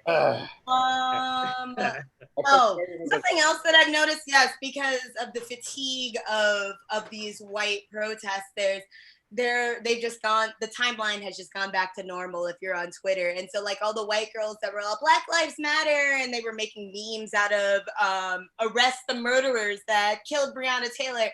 Now they're back to normal, just complaining about all of the whack dick that they receive from white men. And truly, I don't understand it. Y'all bitches are the first ones to flip a table over to your brunch trader brings you a soggy frittata. Why the fuck are you accepting whack dick like you ordered it? Okay, that doesn't make any sense to me. You don't have to have it. Send it back. All right, leave a Yelp review. Oh, the steak was massively untidy. Yes. Didn't offer me water. Nan washcloth in the bathroom. They don't use washcloths. Yes. There's this book that I've been working on. It's called I Don't Just Hate White People, a comprehensive list of all the things that I hate in addition to the concept of white people. So white people is on the list, but also a bunch of other shit I can't stand, like Scooby-Doo.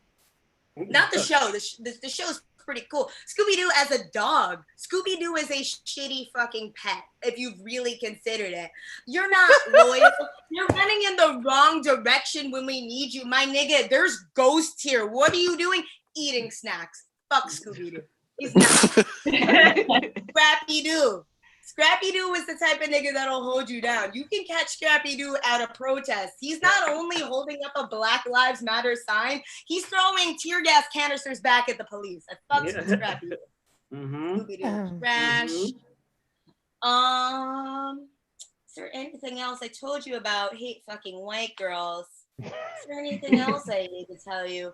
I don't think that this is the season for fucking white men. No offense to any of the white men that somehow made it on this show. What are you doing here? Kat told me this was for Black women, just like a white guy. But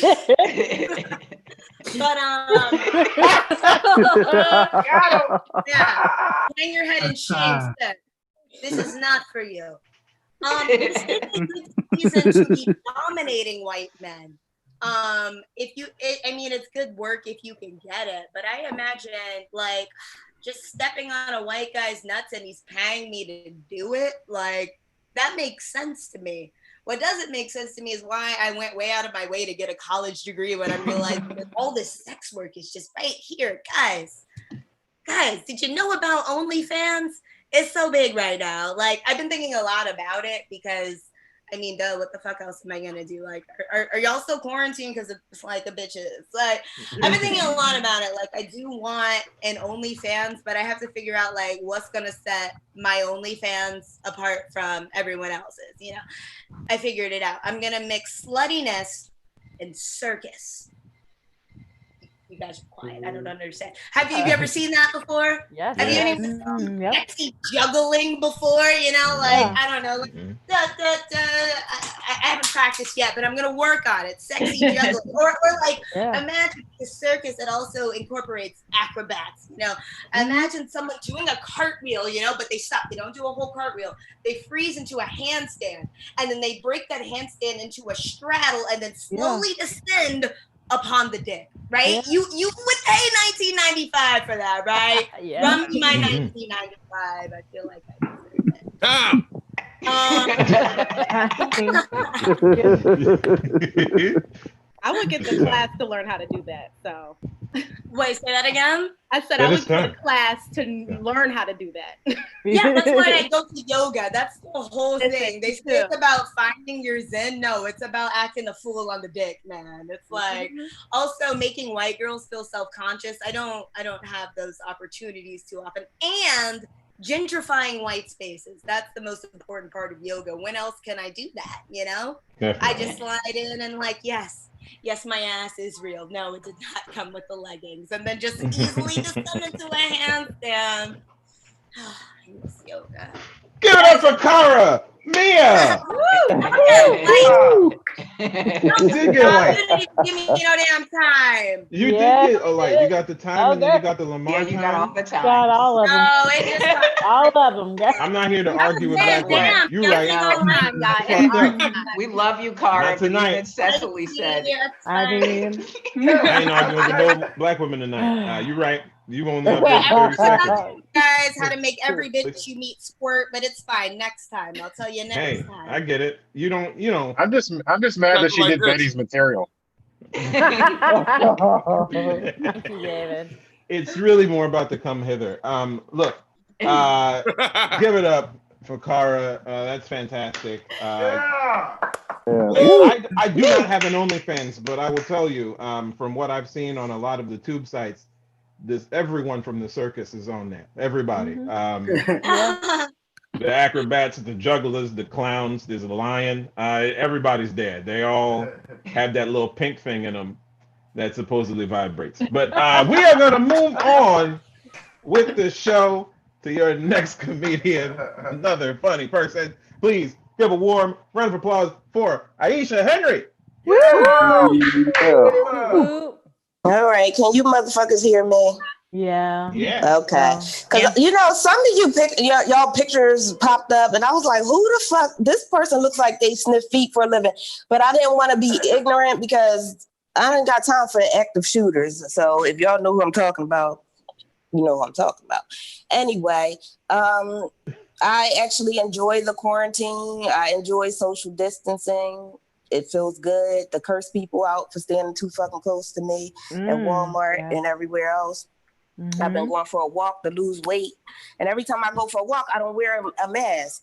And people always tell me I look like certain celebrities. And I don't appreciate the celebrities they tell me I look like because it's talented people, so I can't act like I'm them.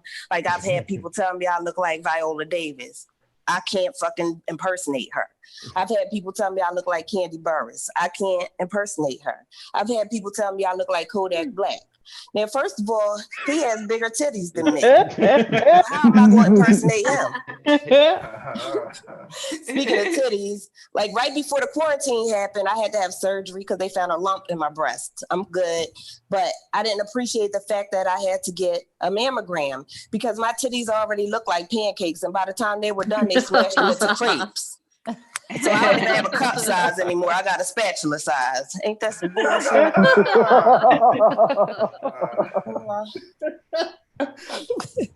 I miss going shopping the regular way though. Like Walmart, I don't like standing in the line for 2 hours just to get inside of there. So you best believe I'm going to steal every time I get in that motherfucker.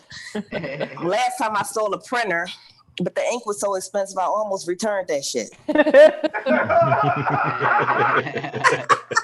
No, I'm jealous of the looters though, because they didn't have the situation that I had when I stole the printer. The floors were so sticky, I lost my fucking left sneaker. So if anybody was at Walmart on Columbus Boulevard and you saw a size 7 Air Max, that's mine. Oh man, my dumb behind. I still go to Whole Foods because I love Whole Foods, you know. But I hate the gluten-free people, the people who act like they have celiac disease. They don't even know what the fuck gluten is. Did y'all know that gluten is Italian for delicious? And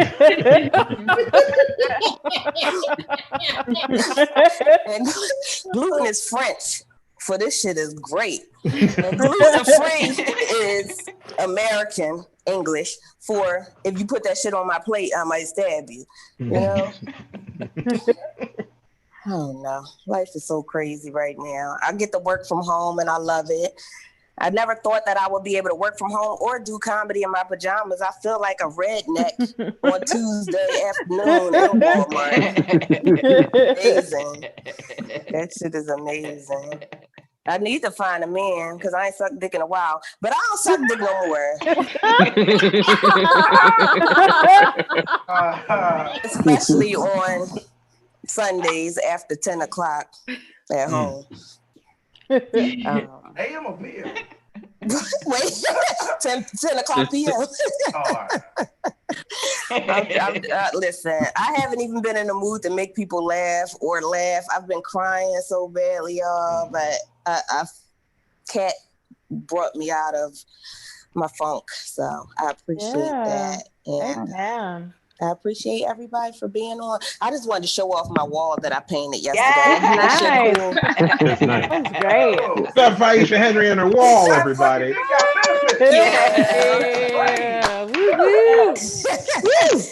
That is a nice wall. I like that. Thank you. If you want me to paint yours, I'm starting for comedians because y'all are poor, $350. But anybody else you know who has money, $500 and up. Okay. All right. All right. Aisha Henry. That's my time. My name is Aisha Henry. Yeah. Give her a round of applause. Please, please, please patronize her painting business. Yeah. As you can see, she's good with the tape. And if you can make sure I blended these colors too. I blended these colors. These were not colors that came in the paint can. So. Look at that. Yeah. She's got the wooden sticks, the time, and if you could get her before 10 p.m. on a Sunday. I ain't sucking dick for no. I ain't sucking dick to paint people. No. I'm saying, I mean, you know, it's a tip. It's not the service. Could you imagine getting your dick sucked in your walls painted? But not on a rainy day because your paint might fuck up. So you gotta get your dick sucked on a dry. You paint your walls just painted, getting your dick sucked. You put a hand out because it's too good, and you fuck up everything. Hey, you paint my walls, I paint yours. Who is that, Lamarr? Who that looking at me, peeking from your home? That's my sister. Oh, hi, sister. Uh-oh. No, I was just being nice. I'm being you are being nice. Lamar need a paint job. You see the back of that. Y'all gotta leave Lamar I'm gonna call alone. them paint jobs from now on. That's what I'm gonna do. Right. Let me get that paint job real fast. You know what I mean. Shut the hell up. You talking about a bitch not coming to paint job? I'm gonna get a paint job, but make sure you slap the rim because you gotta get the rim. No rim job. Make sure you get around the rim first before you get the swipe. Terrible. Use a roller. I'm about as thick as one. All right, let's get this show continuing to go with your next comedian. Man, we are having the greatest time just watching the devolution of Brandon T. Gorin. This is great. I don't know. It's like each picture is like, I don't know. You're getting older. I don't know what's happening. Are you losing weight? You all right, buddy? Now someday I'm gonna get a haircut again. It's just real rough up here, and like that's what it is. That's part of it. All right. No, I'm also allowed to wear this dragon shirt in the house, but not outside the house. So I found a pretty fun loophole. There it is. Yeah. There it is. Look, that's what it is. It's the sullen eyes, but the pride. It's the pride. Uncanny part. It's like he's proud of himself, though. That's not crazy. I really like this shirt. One of the things I like about it is when I move my arms, the wings flap.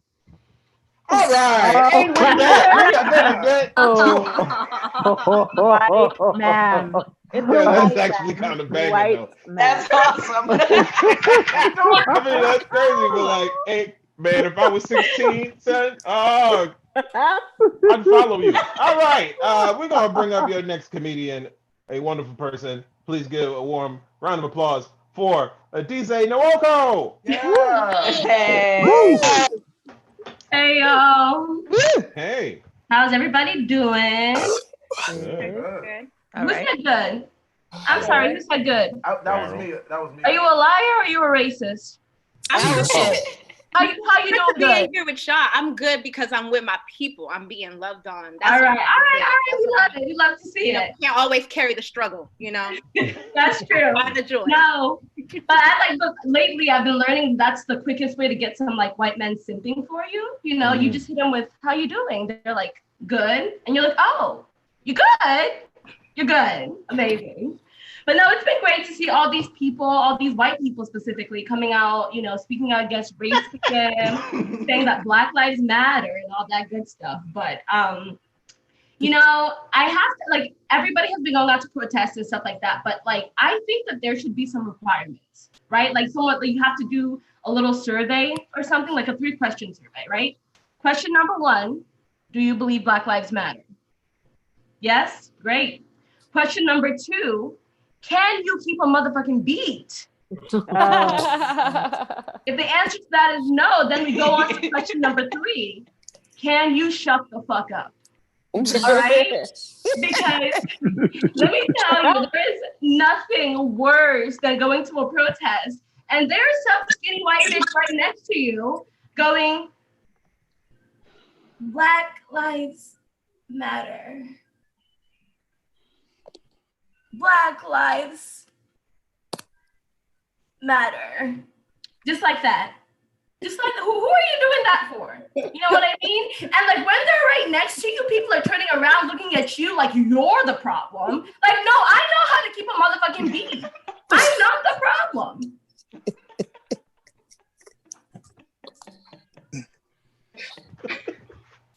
Can y'all hear me? Yeah. Everybody's out here making all these noises. I'm like, can y'all hear?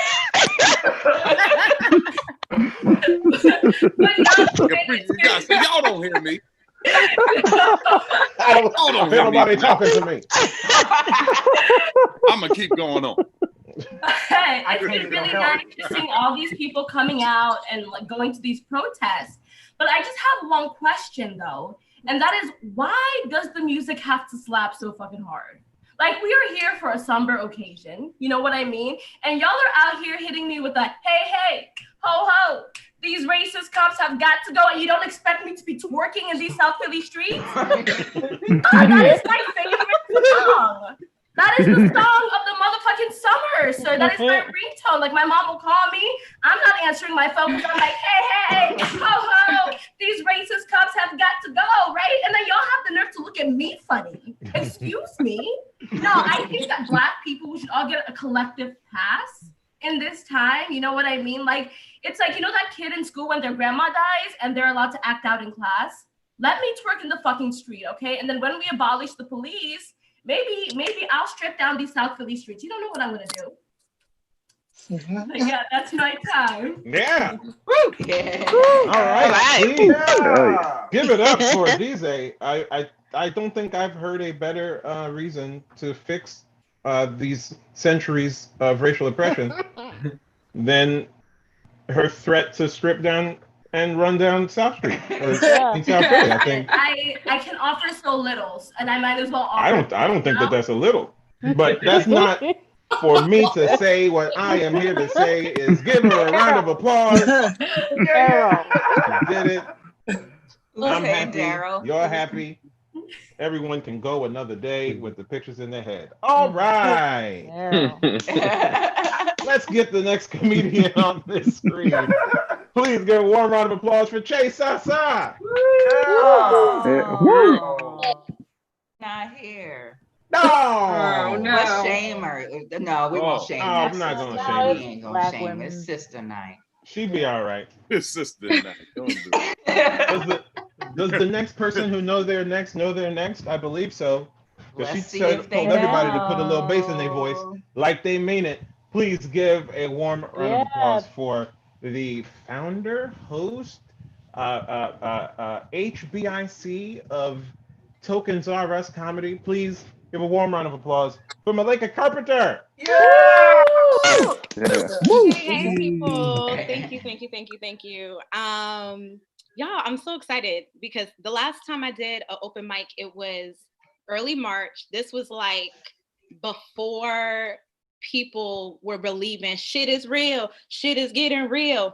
And I really remember saying, y'all, we're in this apocalyptic movie called Coronavirus, and I want to be the Black person that makes it to the end of the movie. Because you know, we don't have a good track record with that, but I could have never predicted the horror movie that we're in right now. Like, this shit is very, very crazy. But the one thing I hold on, the solace that I have is that I do remember one movie in which that person survived to the end of the movie. And the clue to that person's survival was in the title, which is Get Out, okay? Just get out, get out. And I know plenty of Black people right now are like, let's just get out of here. Let's get out of here. But, you know, at the end of the day, I think we need to hold our ground because our ancestors pretty much built this country. So I'm more American than white people. So that's what we got to do. But I do want to say this, though, because it's Sister Night. Thank Black women. We don't get it quite enough. I do want to put this PSA out. We've got to stop calling Black women angry, okay? We gotta stop calling Black women angry because these Karens out here have topped us, y'all, okay? They have topped us. These white women are salty, petty, agitated, and enraged, and listen, I don't understand it, okay? They're just out here calling the police on innocent, unarmed Black people, but they never want to be policed, even when it's justified. Like this weekend, I don't know if y'all heard this because a lot of the Karens are popping up in New York City. Okay, I don't know if y'all heard this.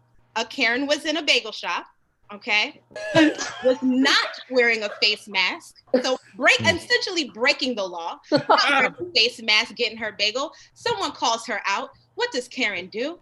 She curses and she tops that shit all off by coughing on the people in the bagel shop. But the crazy thing is that she still got her bagel. So I just don't understand. I really want to know, Karen, why are you mad though? Please tell us why you're mad, okay? You got all the privilege in the world. I'm just trying to understand. Why are you mad? I'm wondering, is your yoga pants too tight? Or is Ben, Scott, Dan, whatever white man with the one syllable name not giving you the dick right? That's just what I want to know out here. Why are you mad? So with that, please stop calling Black women angry. And on top of that, for our white allies who know what's going on, they've been reading, they're getting caught up. Please talk to your Aunt Karen. Can you do that for us too? And for all the brothers on here that stay loving Becky, stay choosing Becky over Black women. There might be some in here tonight. Please talk to your Becky, to talk to her Karen, and also tell Becky to check herself too.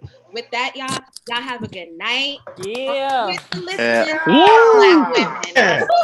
Yeah. Give it up for Malika. Oh, that's fantastic. I need that shirt. Thank you, Malika. Thank every Black woman. Thank you Thank to me. all of the Black men who have a Becky who's not a Karen, but definitely knows a Karen. And also, I'm loving how Seamus is always right on time. It looks like a sitcom every time the camera ends up on Seamus. He's just like, boom, there it is, you know? Always on time. He's always on beat. Like, he's not always on beat. I mean, come on. But the switches are always on time. But we are going to keep this show going with not a Black woman. What? This is bullshit. I was kind of kidding, but all right. Yes, I get so excited when it is time for this performer to perform, and it's about to happen. Please get your seats ready. You're about to slide off for Lamarr Todd. Yeah.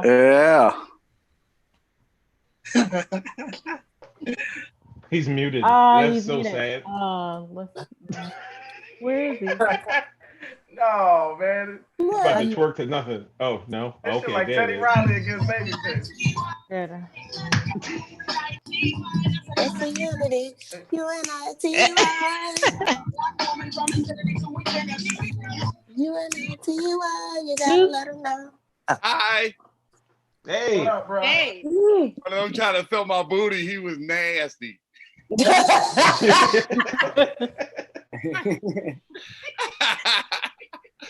Oh, he was nasty. I didn't know that was a bad thing until that video. I was like, I can't feel a booty. Okay, thanks, Queen. But did you see the video though? Because yeah, she was pissed, nigga. He touched the booty in the street though. You don't. Yeah, that was in the Oh, middle. you? I didn't know that clarified everything for everybody. At that time, dudes was reckless. They was drinking 40s, everything. It was some ass grabbing going on. There was a lot of Daisy Dukes happening. We didn't know what to do. So the Queen told us, "Hey, you nasty." I'll let them know. Oh man, yeah, that's cool, man. Shout out to all my Black sisters out there, man. I love y'all to death, man. I'm just chilling, man. I'm keeping it cool. These rats, I don't know, man. All this shit is just, you know what I mean? Every week I was trying to come up with shit to talk about, like, what's going on, like, currently.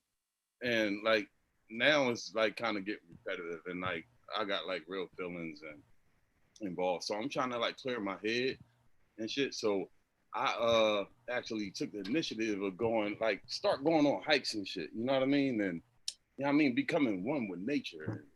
Y'all, I got to tell y'all, my life is changing. I went on a walk, y'all. I went on the trail. John Heights Refuge, the animal refuge over there. I don't know if y'all familiar with this. It's in Delco. And it's beautiful. Beautiful. I saw a bunny. A bunny was just hopping along, and he had a little limp. And I stopped. I grabbed 3 twigs and took some thread from my jeans and made a little bunny crutch. And I gave it to him. And he hopped on. He said, "Thanks, brother. But gambling is my real crutch." But I was like, oh shit. I was like, damn, the bunny talked to me. I'm one with the animals. I can talk to him now. I said, oh shit. And right before I could just say, "Hey, bunny, what's going on?" His ass kind of lipped away, and a damn crocodile came out the damn water and shit. He said, "Hey, brother, think you can help me with this tooth?" I was like, oh shit. I don't do dental work. He's stupid. I'm becoming one with nature. Y'all don't understand where I'm going. This shit is crazy. I can speak bird. Know about 3 bird calls off the top. Look, here go one. Quack. Let's duck. Well, me and duck. Hold on. I ain't done. Hold on. Cluck, cluck. Chicken. You know what that is. My people. All right, hold on. I ain't done yet. Hold on. That's the Cardius birdius.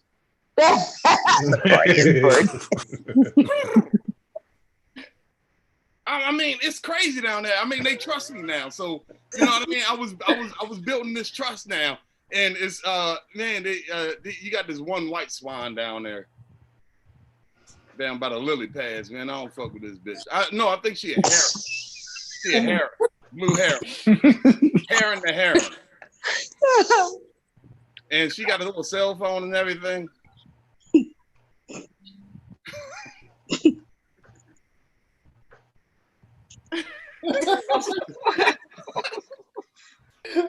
It's getting crazy down there. Y'all don't know, man. I actually speak to them, and it's a thing. It's oh man. I'm sorry, man. It's amazing. So that's what's going on with me now. I mean, yeah, man. Show business.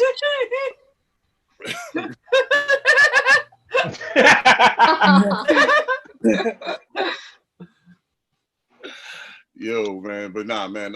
Thanks for your time. Yeah. Give it up for Lamarr Todd. He has reached life of pi levels of quarantine. This is amazing. He's out here just helping drug addicts with their teeth and giving the homeless this thread from his pants. Went on 2 hikes and turned into MacGyver. That's just a wonderful story. Give it up one more time for Lamarr Todd. Woo! Yeah. We will keep this show going with your next comedian. Please give a warm round of applause for Tanya Morgan. Yeah. Hi, everybody. Hey. Hey. Thanks for having me on the show. This is my first time on here, but I've been watching you all for a minute. Like most of you said, I know we don't want to call each other angry Black women, but I'm angry, y'all. I done cut the European out my hair. Yes. Listen. All right. Hey. Yes. All that's gone. All right. Listen, whoever's tired, you tired of explaining stuff to your white friends, let me know who they are, because I'm not. I am from a generation of, if you don't have anything nice to say, just don't say it, right? Mm-hmm. I'm done with all that. I got 30 some odd years pent up.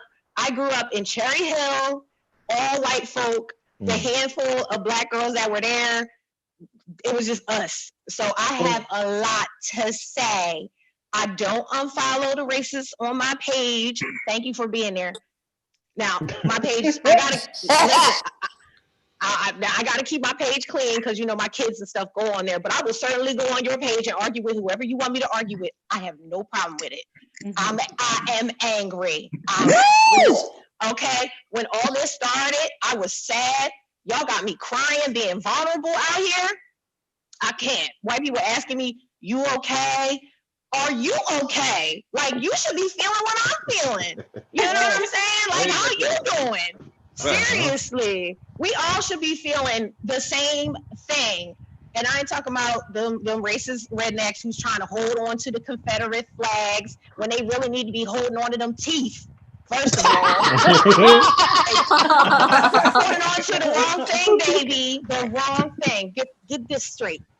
So anyway, but your loved ones, I'm a creep. I creep on everybody's page. I creep. Everybody on there arguing with their families and all that stuff. And at first, I'm an empath. I'm sensitive. I'm all crying and carrying on. And I was like, you know what? Fuck that. I'm ready to say what I need to say. So anybody, whoever is just like, you know what? I can't do it no more. Let me know. Trust me, I have no problem. You want me to call you racist Auntie Karen? Listen, y'all don't understand. In the past, when this quarantine all started, I had not left the house at all because I got my mother-in-law in here, you know, she's up there in age. My mom lived here. I got little kids with asthma, so I wasn't leaving the house. Man, I go out every day looking for a Karen. I can't wait. Where are you? I'm wearing my natural hair in an afro with my I Can't Breathe t-shirt on. There's somebody to say something to me. I can't wait. I'm tired. Do what you need to do. I'm telling you, I need to come over the bridge. I'm here to do it. And you say that the protest is lit over there. I went to one over here. All we did was walk 9 miles. It was wonderful. I'm not going to front. I was so happy to do my part, and I didn't walk 9 miles. I cheated. I did 7.6. I parked at the Wendy's. But listen, 7.6 miles is a lot, y'all. My thighs was not ready for that at all. They was on fire. Oh, my time is up. I'm sorry. Anyway, everybody, thank you so much. It's lovely to be here. You brown faces and our white allies in there. I appreciate y'all too. So keep doing the work. Yeah, give it up for Tanya. Yeah, Tanya. That was awesome. I had never seen her before, but now I know that there is someone who will talk to all of the white people that I know. This is great. Let me know. Look at this.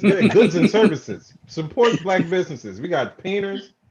We got family talk tours. We got people who are just looking like that. We've got we got people who are high on quarantine.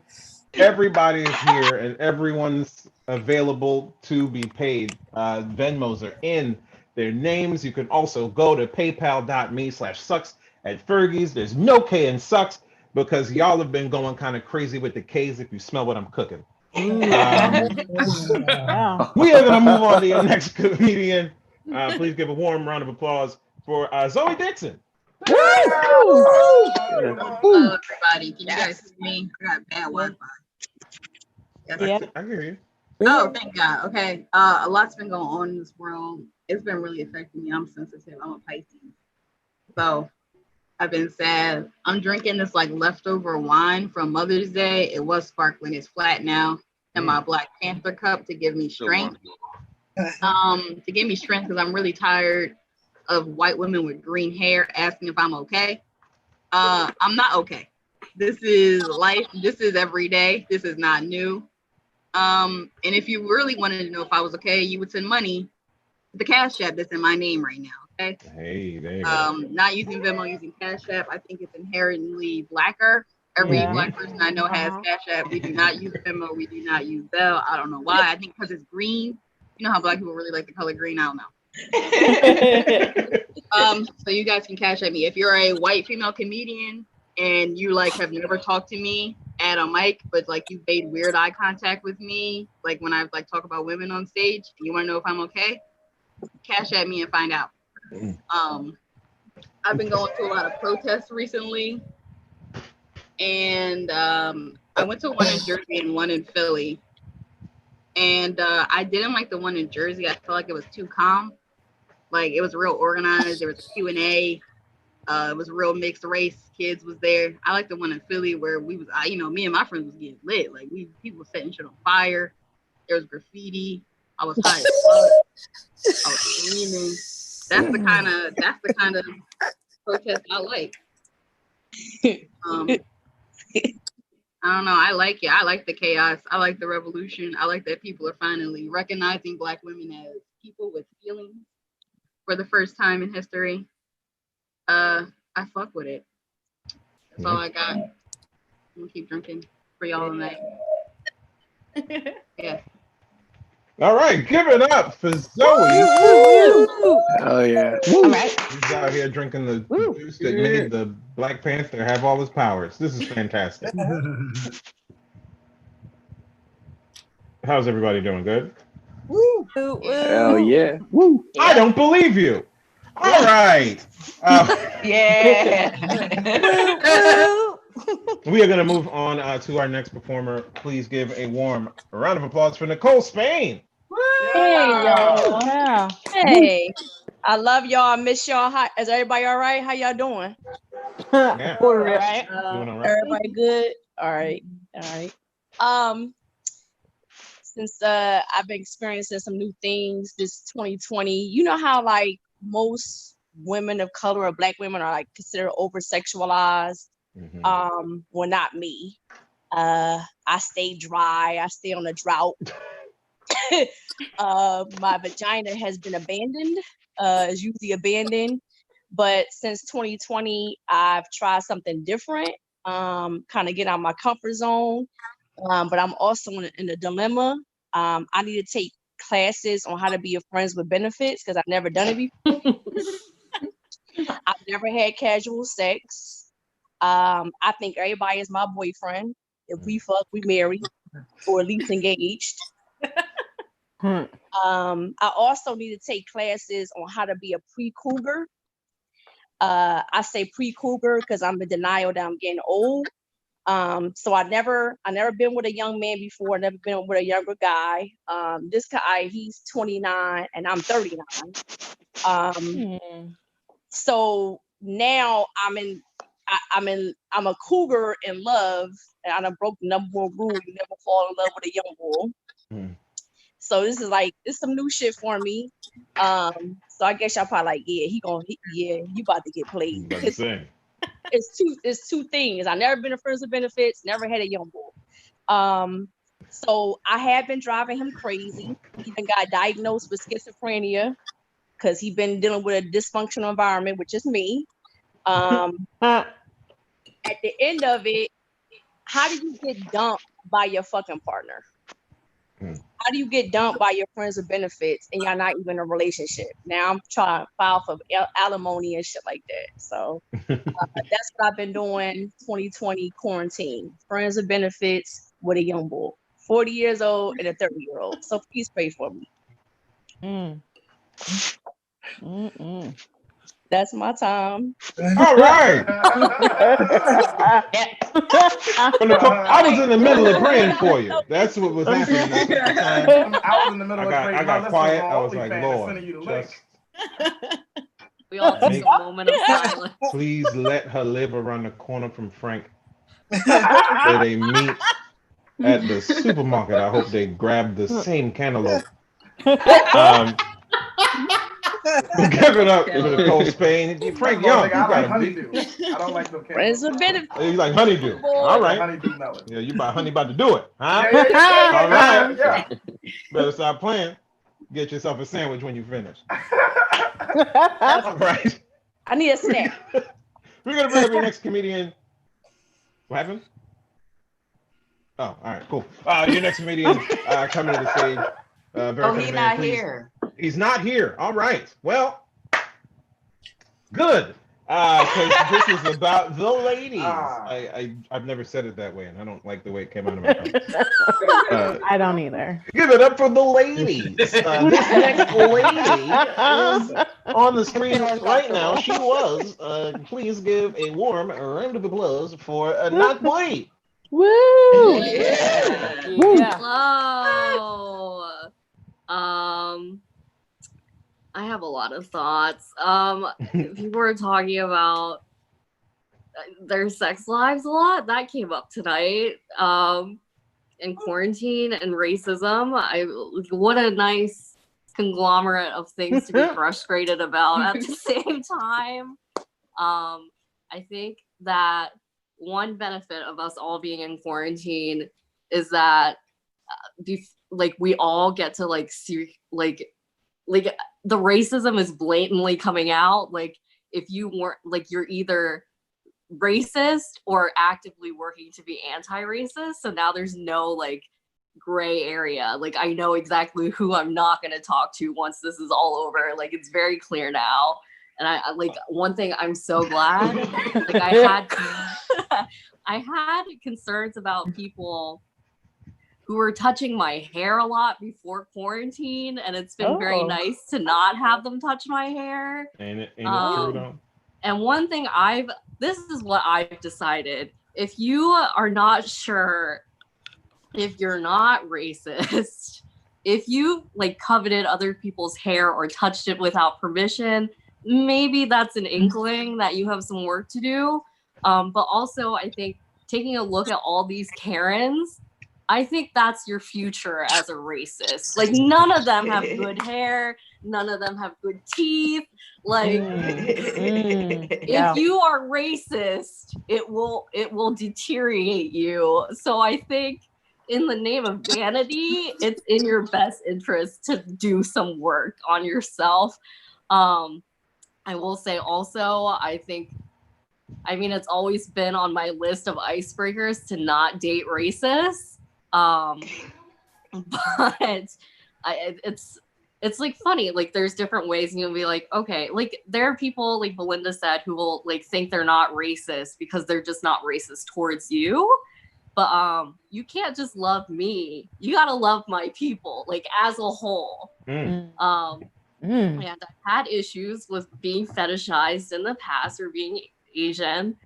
And I always had to, this was my one question. I do find it an icebreaker to date men, like if men don't read. So I would ask them on dates what their favorite book was.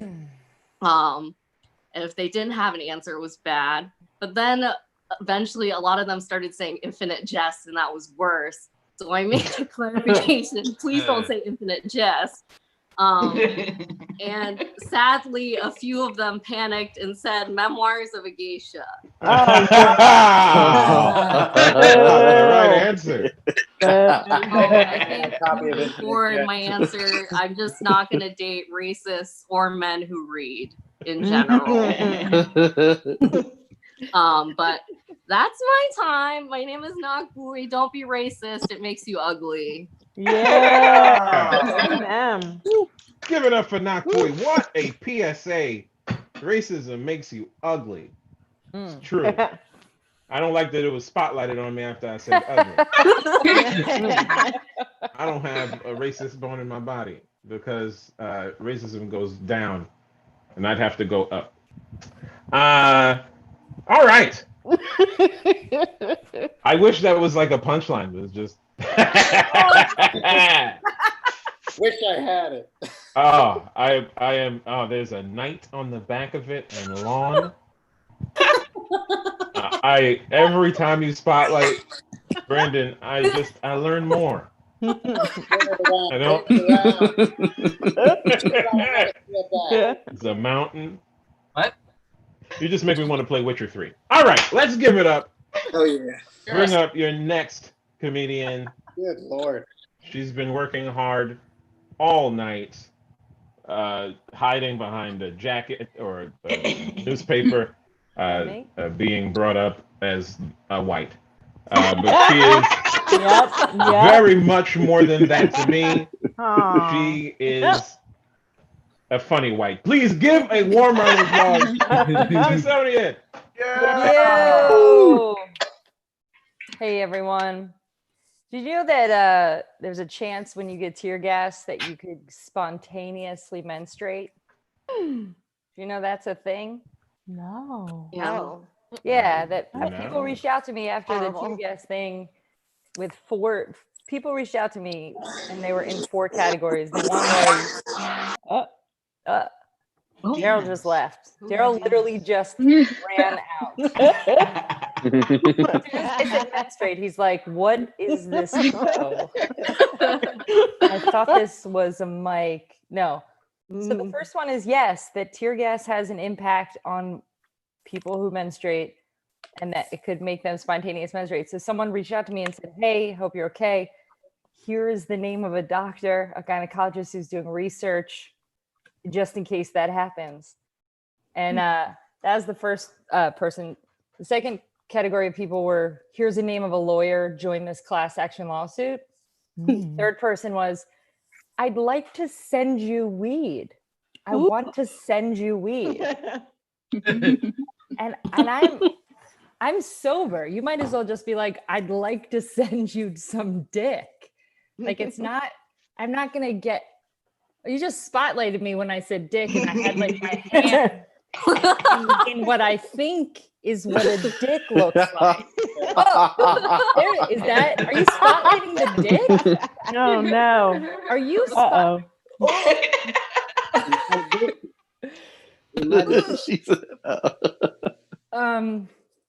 I want to see how you're gonna spotlight a person. I'm gonna try to talk about a thing and see if you could spotlight that person. So I was thinking about like jewelry and like ways in which I could wear jewelry and how I could kind of. Oh, what? Ooh, nice jewelry. That's nice. That's really nice. It's not That's banging, really I will nice. say. That's good. I love it. I was also thinking about like huge, giant cock, you know, like how giant. I'm waiting for them to take your spotlight off. There it is. There you go.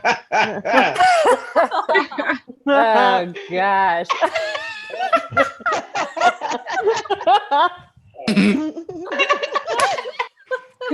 Yeah, that's great. Is that plant dead behind you? Jesus Christ. Put some goddamn water in there. Kill the plant. Kill a big dick, kill the plant. That's a fun game. I like this is how Jewish people do yoga, by the way. This is Jewish yoga right here. We're just somebody borrow a tune for that plant so it can raise in 3 days. Oh my God. Fucking you gotta take the brown pieces off, David, and put it right back in the soil. Because even though it's dying, it has a little bit of nutrients in it. Just push it back in the soil.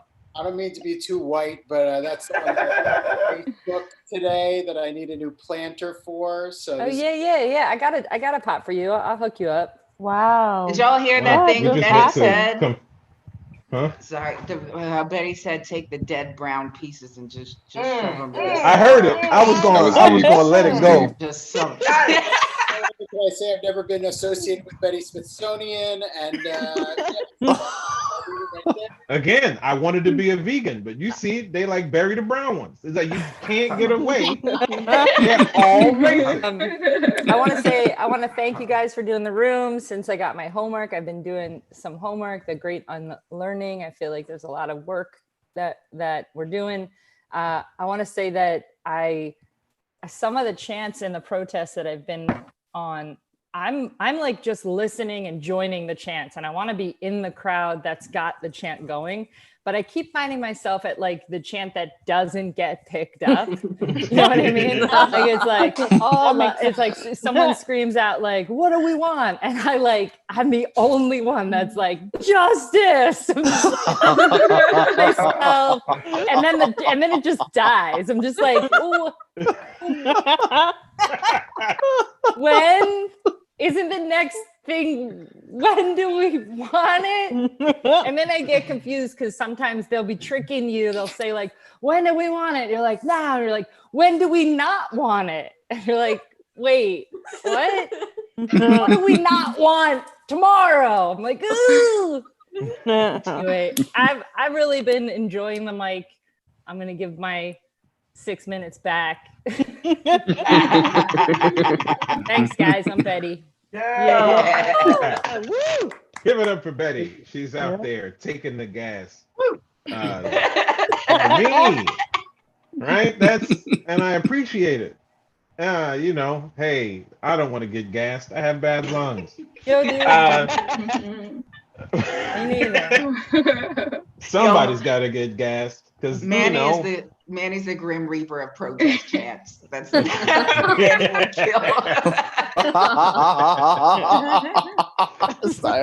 Sorry, Maddie.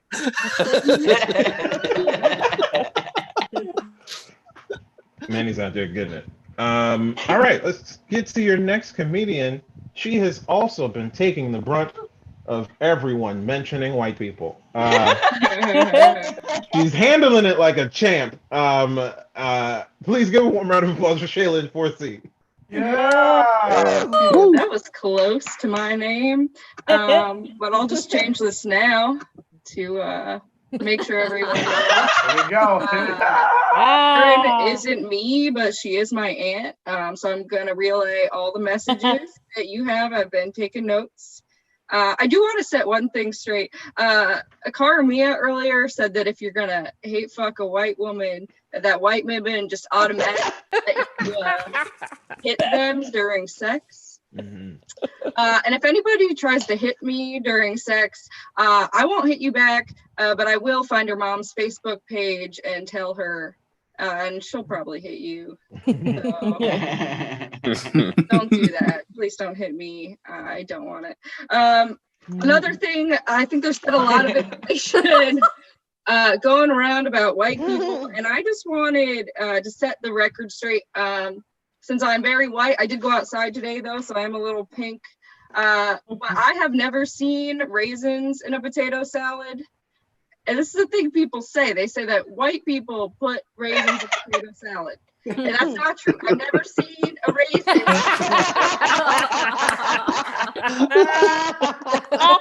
Have you had a raisin in a potato salad, Darryl? I don't have raisins in potato salad, but they show up somehow. The only reason I would put raisins in a potato salad was just so no one ever asked me to cook again. Like bring a dish. I'm like, I don't want to. I thought you were cooking. And then no one asks you ever again. Try it out. Guys, I've been in the suburbs for like a long time since this whole thing started. And I need to get out. And people around here are really excited because they said that carnivals could come back for the summer. And if there's a second wave of coronavirus, it's from the carnival. It's from, you know when someone throws up on the zipper and then they just hose it down and they spin it around and all the puke comes out? That's where coronavirus probably originated. And that'll be the second wave. I've also been watching a lot of Netflix, and I was watching the show called Dating Around, and they went on this date, and the guy was all excited because the girl took a shot with no chaser, and I don't know why we're uplifting that. If you take a shot with no chaser, you're either 17 or a psychopath.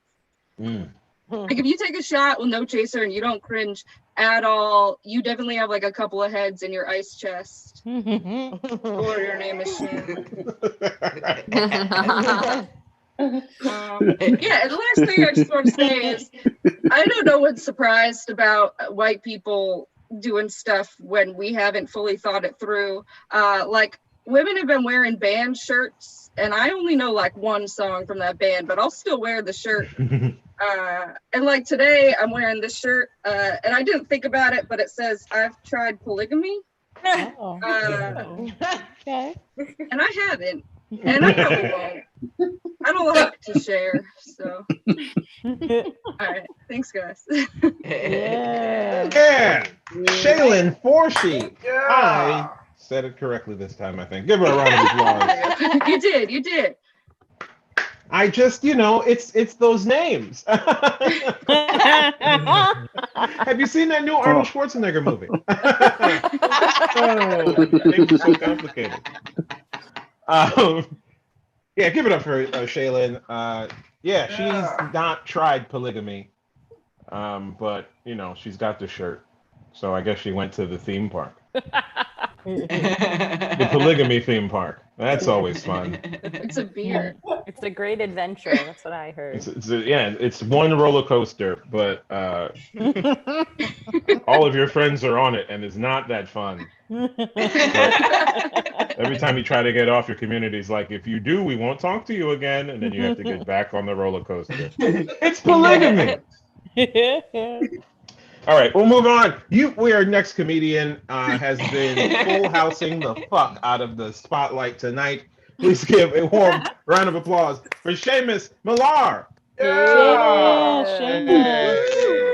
What's going on? How you guys doing? You good? Woo. Fuck yeah, man. I wanted to tell you guys a story. I've been still quarantined pretty strictly. My mom is like she's a kind of a sick woman, so if I get it, she gets it. That's the end of her. But I don't feel so bad now knowing that she lied to me for 15 years. I found that out this week.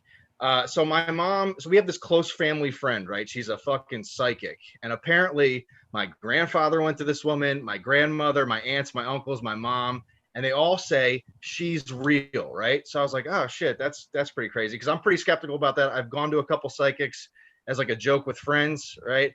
And then every time I'm like, this is bullshit. But in the back of my mind, I was like, but what if this one lady like, what if magic exists? I don't know, right? Like, why would my whole fucking family lie to me?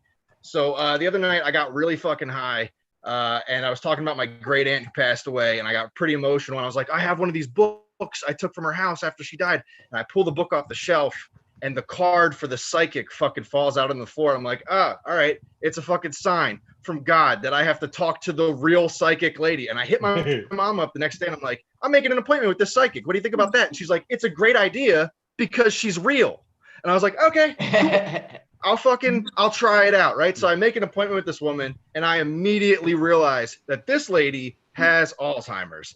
And it's like full fucking blown because I called her and I made the appointment, and then she forgot that I called her, but she still had my number. So she called me about 7 times. And I was like, okay, I just gave my money to a crazy person, but I didn't want to think that. I didn't want to think I gave my money to a crazy person. So I was like, well, I don't know how psychics work, right? Maybe her powers drain her and make her fucking senile. I don't know. Like the mental gymnastics that I was doing was fucking ridiculous, right? So I'm like, I don't know how this works, whatever. So it's quarantine, so I can't go see her. She's like, you need to send me pictures. You need to send me pictures for me to talk to the fucking spirits. I'm like, all right, well, that sounds like cheating, but okay, I'll send you some pictures. Fine. So I sent her a picture of my mom, myself, and my girlfriend, the 3 most important people in my life. Sorry, Dad, you don't make the fucking cut. I gotta look out for number 1, baby. Right? And I send these pictures, and so we start doing the psychic readings, and she's getting dead serious, and she's like, all right, well, first of all, I'm a little bit worried about your mom. She seems unhealthy. And I was like, oh, word, that's crazy, right? That's crazy. And she was like, yeah, and I think you need to go to the dentist. And I was like, damn. And she was like, but your girlfriend really loves you. And I was like, holy shit, this is all fucking adding up. Until I realized, she was saying, your mom's fat, your teeth are fucked up, and your girlfriend loves you because why the fuck else would she be here? Like, what the fuck? I was like, what kind of fucking shit? She was, then she threw in for flavor. I'm not even kidding. This happened. I blew my mind. She was like, it looks like your girlfriend has heavy periods. I was like, what kind of fucking diss track shit is this? I was like, what the fuck, dude? So right. So I was like, what the fuck? And then she started just guessing shit. She went off script. She started guessing shit. And she was bad at it. She was like, do you know a fucking Jolene? I'm like, I've never met a fucking Jolene in my life. But like, she was so bad at it that I started to feel bad. Like I wanted her to do well, so I started helping her. She was like, do you know a Mary?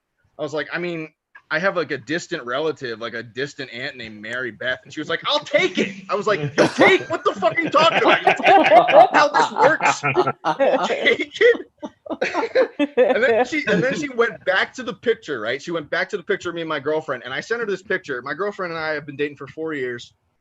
This picture was taken after 2 years of heavy drinking. It's a very good relationship. We fucking party, dude. And we had just gotten our shit together. We were exercising for like a month, but we hadn't really worked it off yet, right? And she goes, so tell me about your girlfriend's pregnancy. I was like, okay. First time I'm hearing about it. First news to me. And she goes, well, you're going to have 2 kids. You're going to have a boy and a girl, and you're going to live in a really small house. It's going to be a nice house, but it's going to be small. And I was like, oh, that's crazy. Cause I'm trying to do stand-up. I've been trying to do this. And she was like, oh no, baby, you're going to have to give that up to take care of your kids. I was like, woman just told me to give up my dreams so I could move into a small house. I was like, what the fuck? Like, not even good. I don't know. And then it got to me. It was fucking with me. And I went to my mom and I was like, hey mom, that lady you said was real was fucking fake. And she was like, well, she was real when I was a kid. I was like, okay, we're not going to just drop it at this point. I went to a therapist, right? I have a therapist and I was like telling the story and he wouldn't stop laughing, which first of all, that's not very professional. And I was like, yo, this is really fucked with my head. I know it's not real, but it's kind of gotten into my head, right? And he was like, Seamus, look, it's not real. She sounds like a fake. Don't worry about what she was saying, right? And I was like, thank you. Finally, thank you. And then he goes, but there are some real ones. I was like, oh, Jesus. That's it. Thank you, guys. Yeah. If we had her on the mic, if she came out right now, we had her on the mic as a guest Yes. Yeah. Here she is. Yes. Like, I knew you were gonna say that. Her name's she's Jolene. I have her card if you want her number. I'm seeing islands in the stream. That is what we are. I'm seeing that your girlfriend will always love you. She will always love you. Saying, I will always love you. I'm seeing that if you did work from 9 to 5.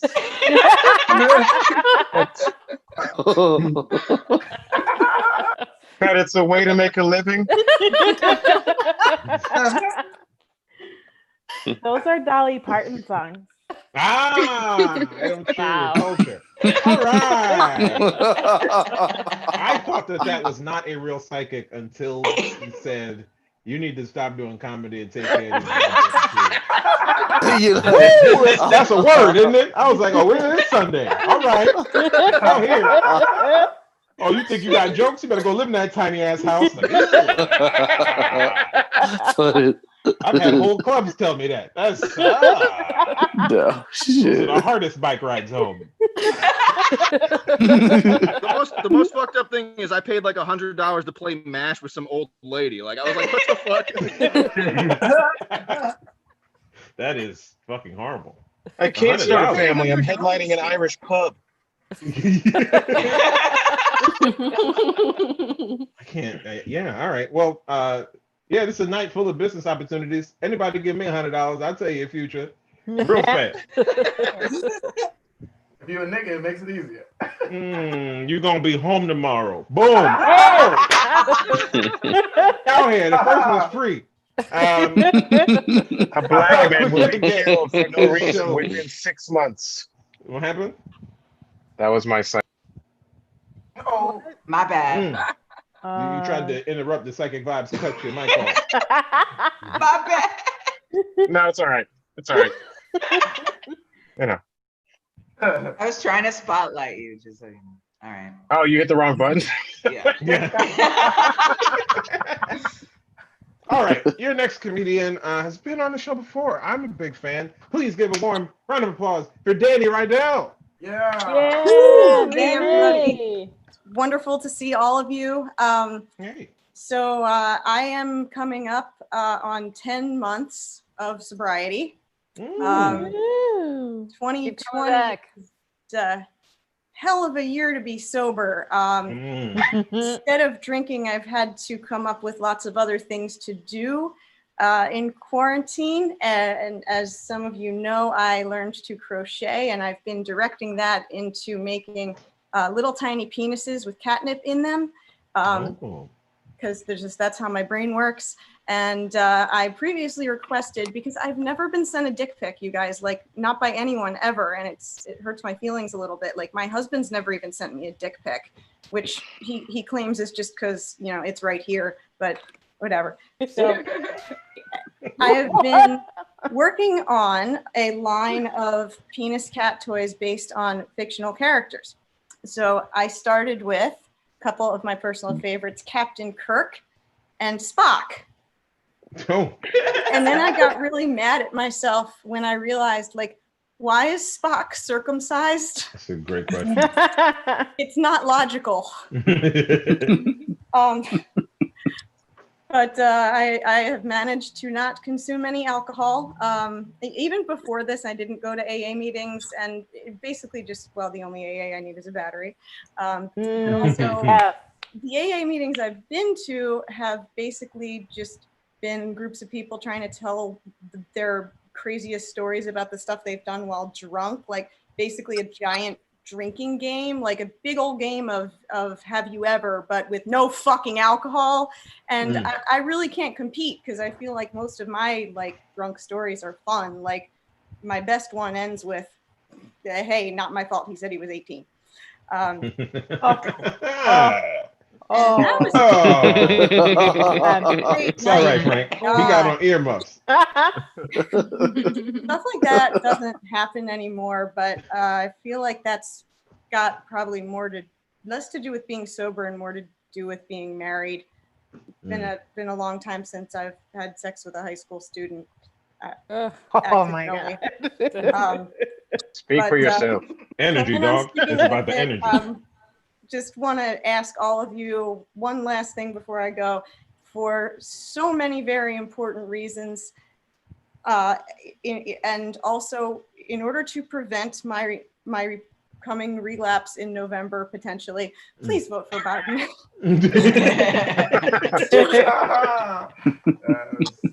I miss you all very much, and I cannot wait to see you in person. And thank you very much for having me tonight. Woo woo! Yeah. Woo. Good for you, Danny. Danny. Good for you, Danny. Yeah, 10 months sober. That's awesome. I think she said 8 months. No, she said 10. 10? Oh. Don't give. You're trying to take away her 2 extra months. Those 2 crochet sticks No, took 2 I was months of your trying to make sobriety, Daryl look girl. like a bad listener, but I was a bad listener. Exactly. Yo, look It how was like 10 months. Shaylin, It was like, no, actually, it was 8. look how Tried to Shaylin take away advocated for Danny. May That was and more her fighting April. against I was just Danny. advocating for. If I people could to- arrange you and Shaylin side by side on my Brady Bunch screen. Aww. No, Danny, for every Can we crochet talk dick, you about the lose 30 impressive days. penises, though? They are some pretty Talk good about those dicks, impressive Yo, man, penises. the That's a balls were talent. so round. Crochet That was veins actually in the impressive. motherfuckers. Yeah. That's what Betty was gripping earlier. You can't teach that. Wait, what do you do with can't the teach me crochet? everything. No, you born with that, Jay. I need those guys who just went up to the ISS to like make first contact and send me a Vulcan dick pic. That also looks like a joystick from like old Atari. Oh, there's Can Joy. you- Oh. I don't know what Atari your parents gave you. I think it was. I thought it's Atari. Is that the name of it? Did I just fucking make that up? It sounds like No, a game that was maybe that's sounds like what a turned secret her you're away. supposed to keep. I think Does the Cecily has a crochet- question about the does yarn. Yes, Yeah, go does on. the crochet vibrate or no? It will now. Okay. That is a Can you brilliant send me idea. that? You're gonna get rope burn. We started fire. Roper. My question For real. is my question is a follow-up question. Of Is that course, something- Frank is that has a machine question. washable? Go ahead, baby. Go ahead. What's your question? And so Cecily asked if it vibrates. I want to know, is it machine washable? Yes, it is. Okay. I learned on DTF that you should just go ahead and put a condom over your toys. Yeah, Yep. a lesbian told me that back when I first moved to the city, and I was like, lesbian. the whole reason I became a lesbian was so I could stop buying condoms. I know. That's the only reason I became a lesbian. That's Wait a minute. the one and only. You can stop using condoms, so you just try and get just everything in your mouth, huh? Just I yeah, save $40 to $50 a year. It's amazing. chlamydia canines and the gonorrhea molars. That's what it is. All right, you just unsafe out here. I get it. Do you put condoms on your toys for those that use them? I always I felt ain't got- sorry. I ain't got no toys. I put condoms on my dick. Let alone. I don't put condoms on nothing. I've been married far too long. Got real quiet there. It did. Right? That- David James looks like you could put a condom right on his head right now. Manny looks like he already did it. Manny wearing a Magnum hoodie.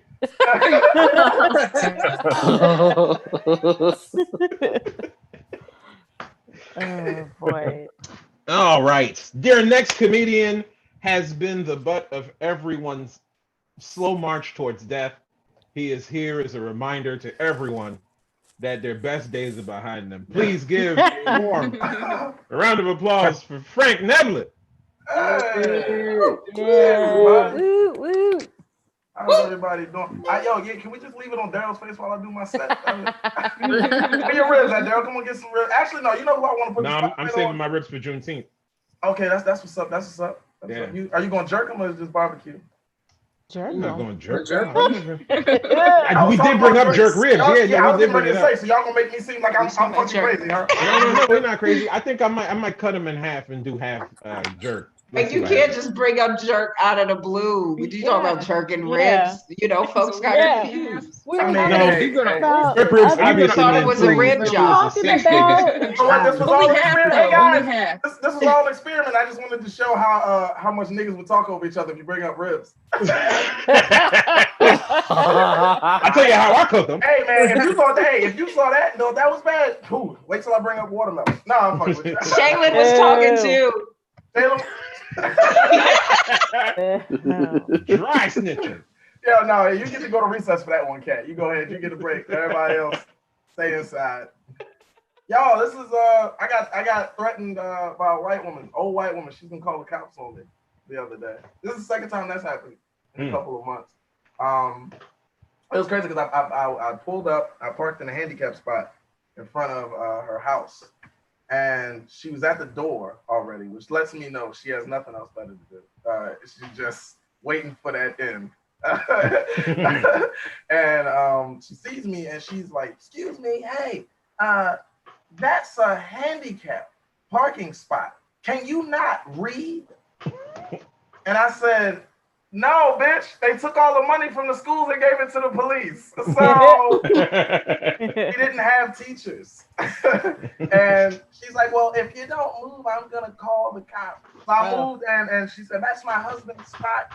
He needs it." And I ended up moving. I told her, I was like, you know, if you had said that first, right? Like if you had told me it was for your elderly husband, that would have been more than enough for me to move the car because I have a heart. But I'm gonna go ahead and move so he can have this spot, because if he's anything like you, neither one of you have a spot in heaven.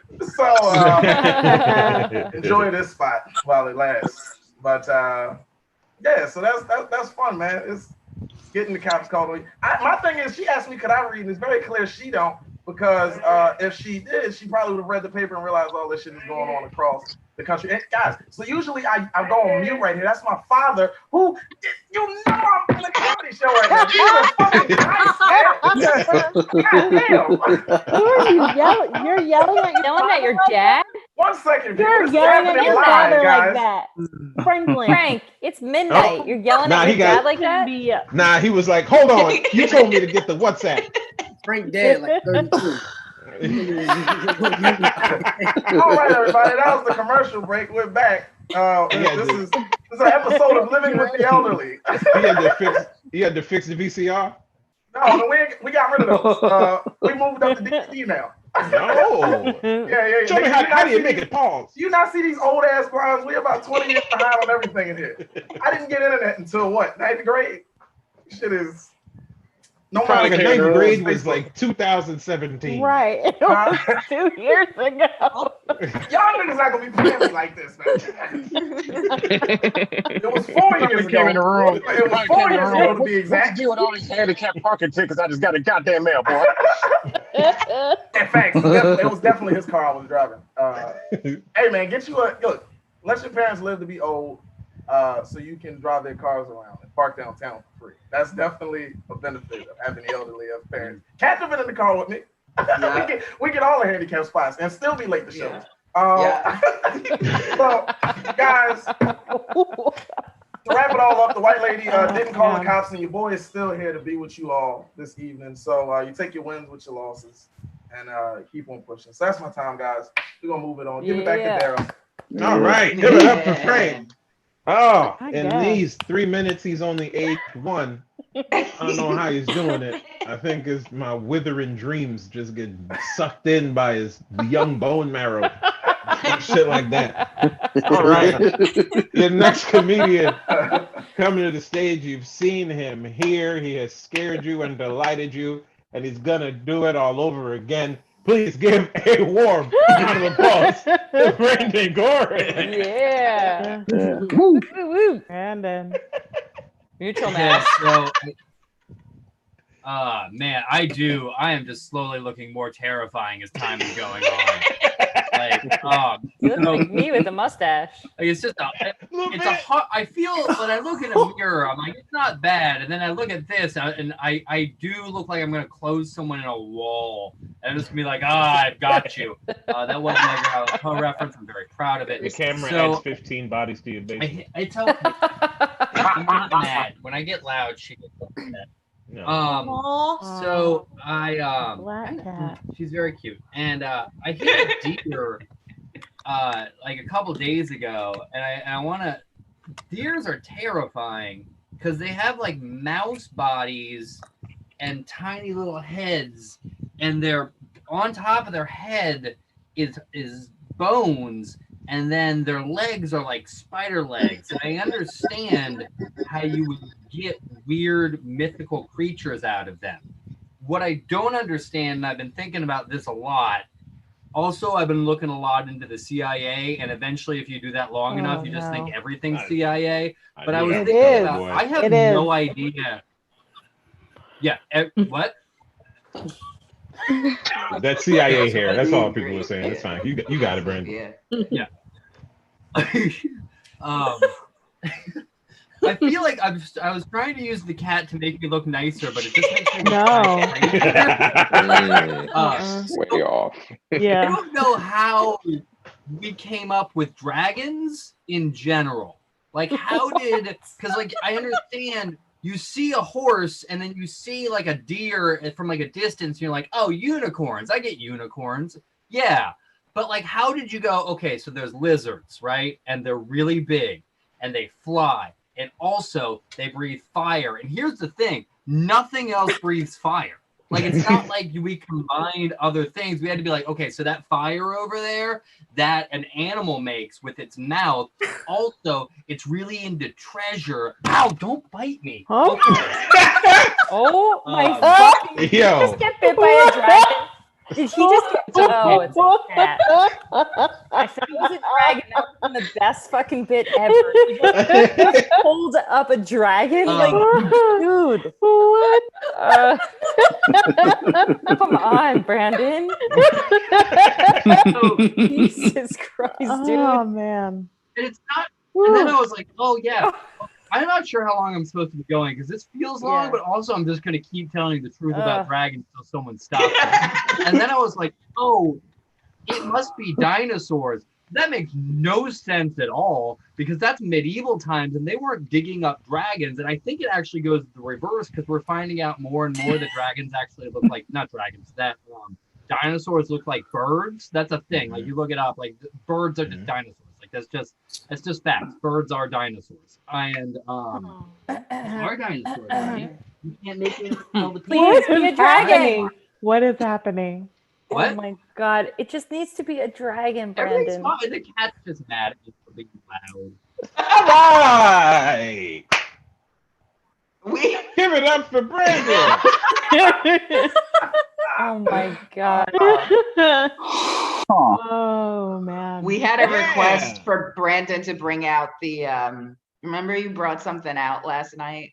Deer head. Oh boy. It's behind you. Yeah, I already have it in the room. Oh god, is it a? It's what you think. Yeah, it is exactly what you think it is. Wow. It's a You deer couldn't pay head. me all the money in the world to go to the Gorin house. No. This nigga got I don't- puppets, Oh dear. deer heads. I might go, Hold up, but this I Cats cat that gotta, still bite. has its little whiskers on it. That's pretty impressive. I don't like that shit at all. Listen, I just want to say, I think it's I worse. know I when look like this and I have a really weird like energy to me, but in the end, I'm harmless. So, Are you though? like, I think that's what the deer said. Is that what the deer's family's saying right now? Do you bite? I completely believed that you were She doesn't harmless like it when I until get you loud. said I'm harmless. Yeah. that's how they get you. That's exactly how to get you. Yeah. Now, Oh look, shit! I better. I wouldn't hurt a fly. Come and look at my deer head. Yep. Where's the other half though? That's what I want to know. No one ever wants to Ate stuff it. the deer bodies. Everyone's food all now. obsessed with the They head. ate it. You make Where's that raw? venison and sausages. The Oh, liver yeah. you can eat raw. Cecily's not having any of this Full of shit. vitamins. I'm I've had enough.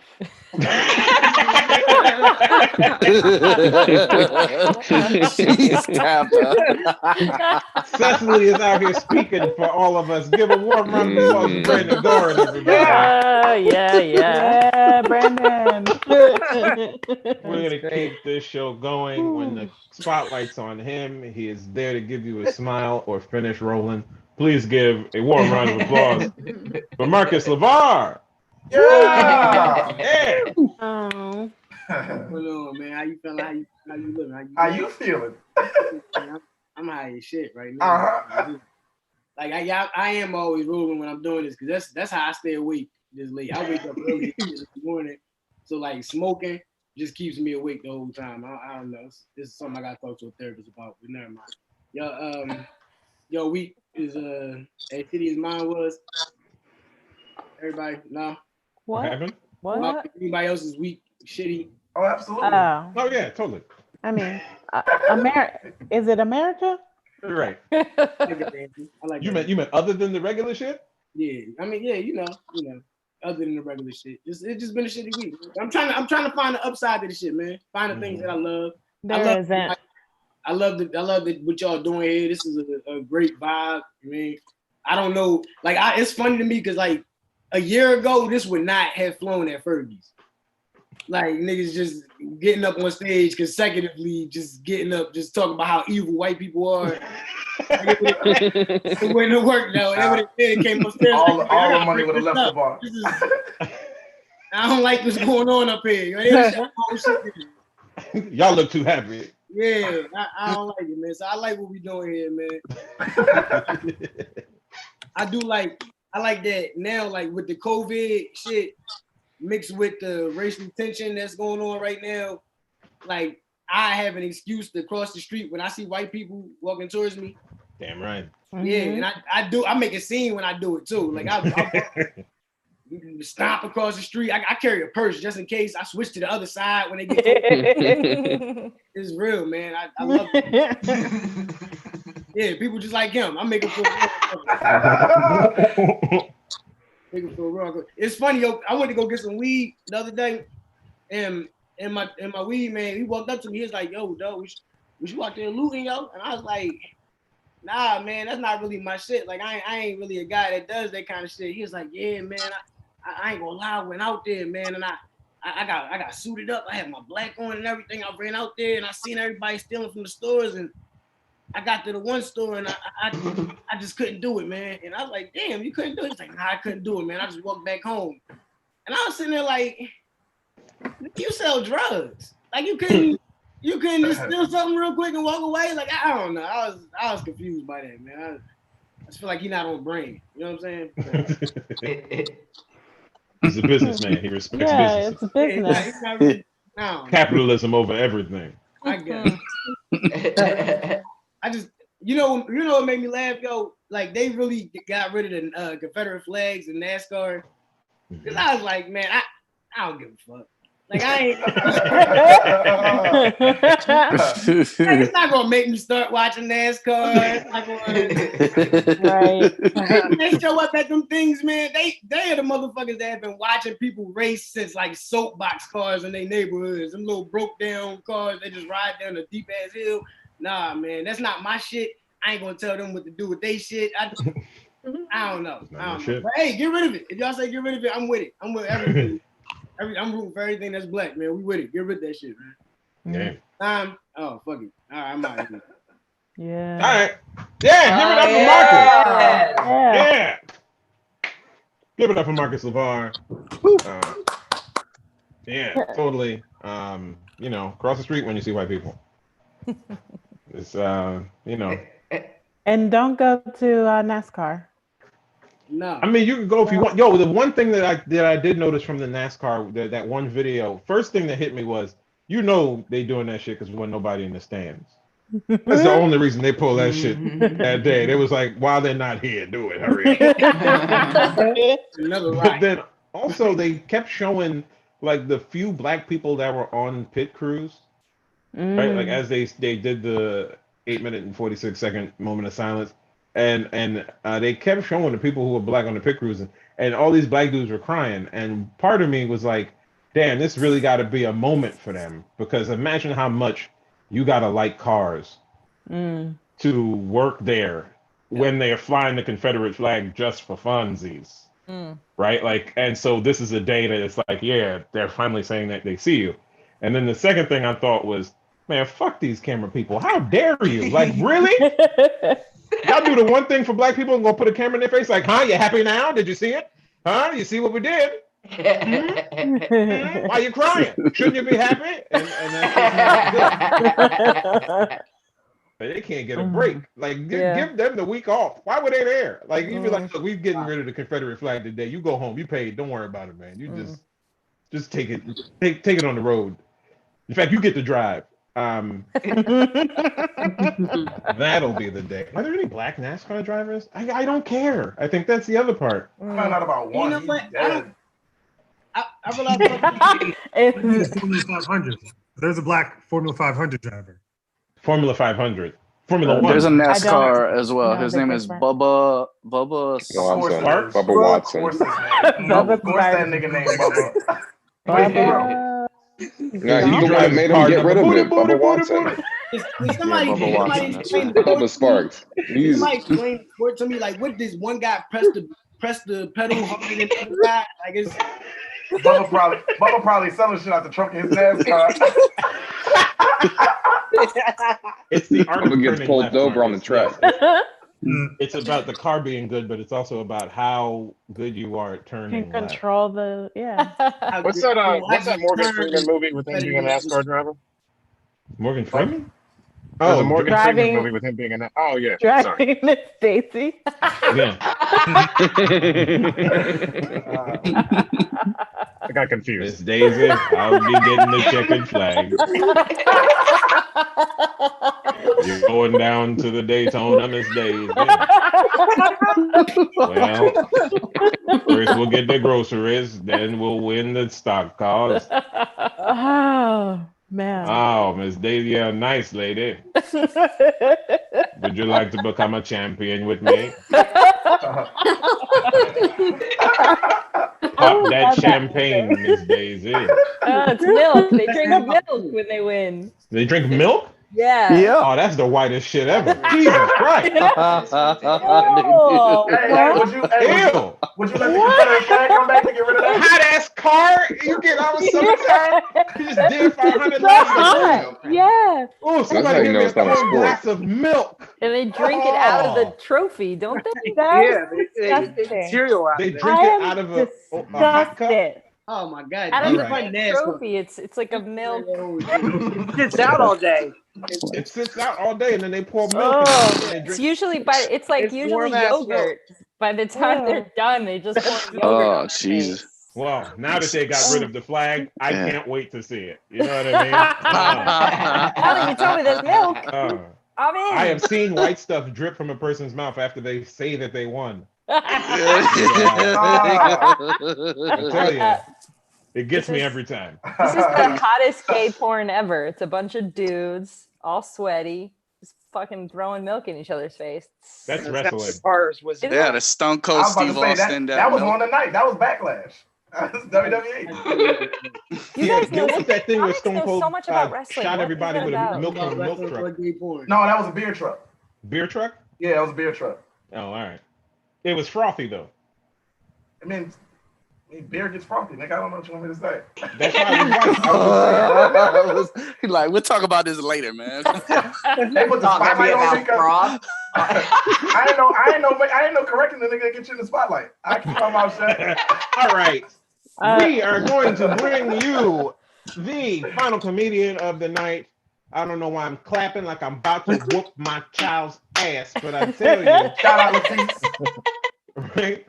Say one more thing before I bring this guy up. Say another fucking thing before I bring this up. Say it. Say it. That's what I thought. Shut up. Embarrass me in front of these people. You ain't my daddy. Your next comedian is coming to the stage. Guess that's how they do. Fuck, I'll kill you. Hey, you're next. Is this how you got the Hauser That ad? was LaTice a couple weeks ago. That's right. Yeah, Exactly. I was like, shout out LaTice. Shout out LaTice. LaTice was like, hold on, my child acting up. Oh, shut up! And then be blessed. All right, your next comedian coming to the stage. He is the founder of the Each Lash movement. And his album Kidnapping Each Strand. Each Strand. But I like Each Lash. I like Lash Each is Lash. Each Lash sound like the white person after the response. Strand thing's done. Each lash is for a colored man who tries to run away. Yeah. Oh no! Oh no! Each lash. Damn, Daryl. Each Strand, the founder of the Each Strand movement, Sounds like the name of a album. plantation bar. That's really good. Went down to the Each Lash tonight. Yeah. Each Lash is so My be favorite remembering bar. my new name. His album Kidnapping Season is in stores, and you can get it at davidjamescomedy.bandcamp.com. Please give a warm round of applause for David James. Yeah. Hey. Hi, everyone. I promise not to go into character tonight. Yeah. I had some shitty ideas. They're probably going to bump, but whatever. I saw that they burned down a Wendy's. I noticed this after I was actually at Wendy's, which got me a little emotional because Wendy's is fucking delicious and they have a 2 for $5 chicken sandwich special. I also drove by a Checkers immediately afterwards, and I'm like, why the fuck would you burn down a Wendy's instead of a Checkers? Checkers fucking sucks. Like, Wendy's is awesome. Like, what? No one would be mad if you burned down a Checkers. It's horrible. Checkers is bad because they always have new sandwiches. That's how you know a fast food restaurant sucks, because they always have new sandwiches because everything they have sucks, and they try to trick you by having something new on the menu. McDonald's has never changed their menu in like 50 fucking years. That's it. They haven't changed their menu. The only thing they do is like bring the McRib back like every 10 years, like it's a pork fucking comet.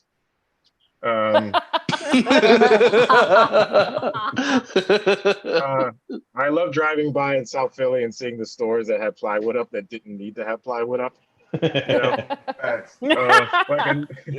like another one of them was Checkers. I was like, really? Like, do you know what you have to do to loot Checkers? Like, you have to break into Checkers, turn on the fucking machines, hide everything in the freezer, put everything in the fryer, and then try to run away before the cops show up. Just like niggas running around with like bundles full of fries burning their forearms. Like,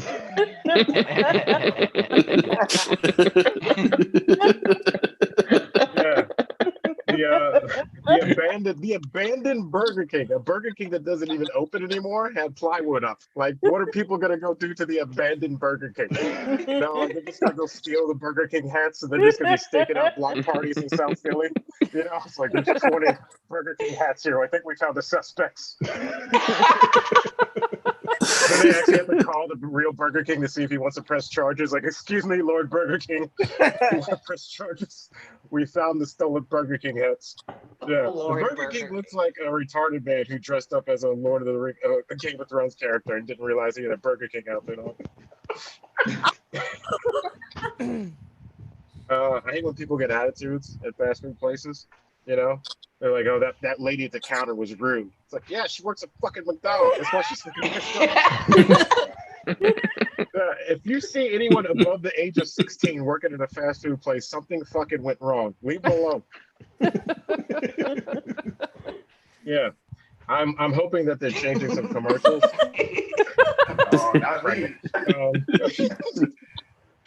I want to see some new commercials based on the looting. You know.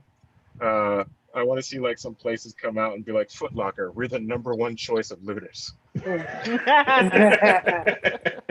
have looted any other shoe store, but they came to ours, which means we're #1. You know, and I think like Kmart and JCPenney, the places that didn't get looted, are probably having meetings right now. It's like, what can we do to be better? We left our fucking doors wide open and no one came in.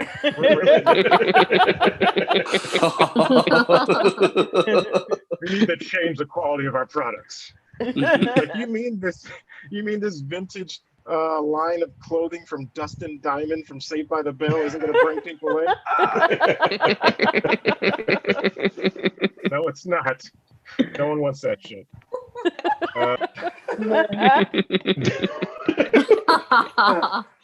I've been looking at apartments, and I've learned that telling property managers that some of your income comes from comedy is a horrible thing. Because they just look at you really confused, especially Asian property managers. They just don't even know what stand-up comedy is. They're just like, so what is that? It's like, when you stand in front of people and you have a microphone and you tell jokes and people laugh, and they're like, what are laughs? I'm like, I don't know how to explain.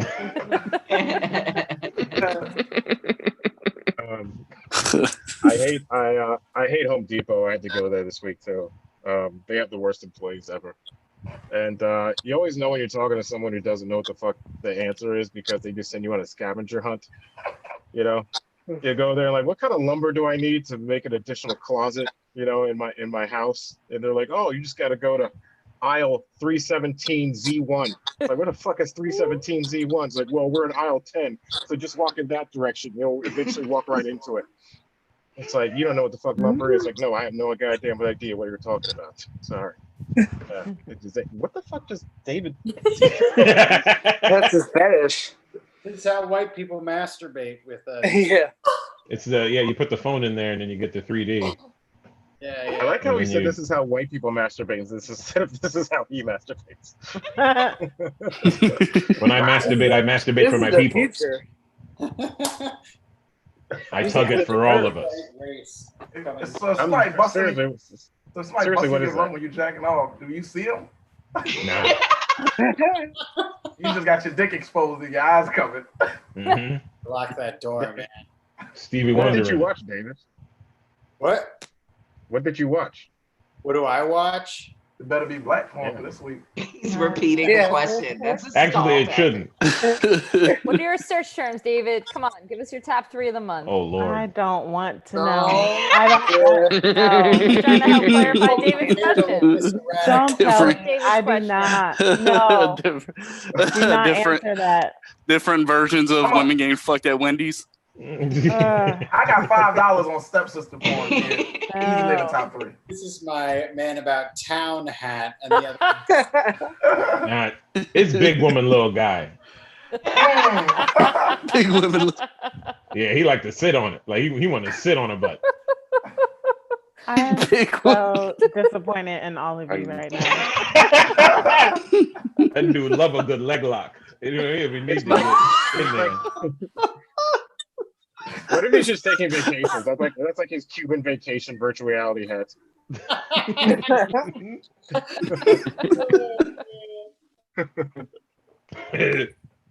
All right. I've had enough. All right. Where were those? You're the one that pulled out the virtual reality glasses. No, we have questions now. You open up the door, David. Yeah. I think David probably like his search terms this month are like latkes.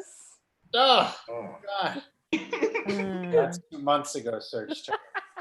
I'm so over it. There's only It's so many probably not times you even can porn, watch it's just a like man come on a non-judgmental potato. mothers.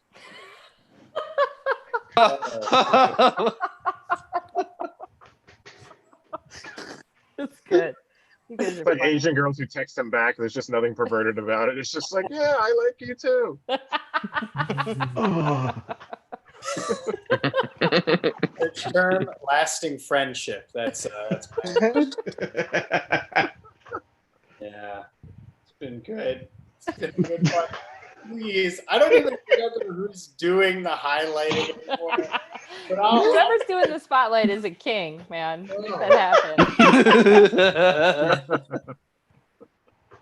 David James. What if it was me? I knew it. David, okay, work with us. Just give us one thing you've watched. Give us one thing. Just give us one. You need to know this. Why? It's gonna help the bit. Cecily's ruined this for the rest of Gonna us, help okay? the bit. No, it's Cecily's been done for 2 hours. The rest of us have been firing. This is all we have, Cecily. Let's get one little yes and on the porn. After this, I have to go on Twitter. Just give me this. No. Come on, is so Dave. uncomfortable. Just show us your phone. Just show us your David, phone. you're Last video. you're among friends. I hate that I got so sweaty to say this, but I'm into being sub. So like Oh, femdom, nice. I see. I was gonna guess ebony hand washing, so that's close. When you said sub, I thought you. Somebody eating Subway Peter Dean sandwiches. and stuff. You thought it was- I was thinking Italian hoagies. That's what I was like, sub, are you from New England? with the oil. Yeah. No vinegar, just oil. So you like getting your balls stumped on? no, there's a lot of different. Wait, what did Franklin just ask? I asked if you like getting his balls stumped on. Oh, I thought you said okay, all right. There's a whole What you range thought I of said? things. That's very I specific. thought you said, I went to the extreme now.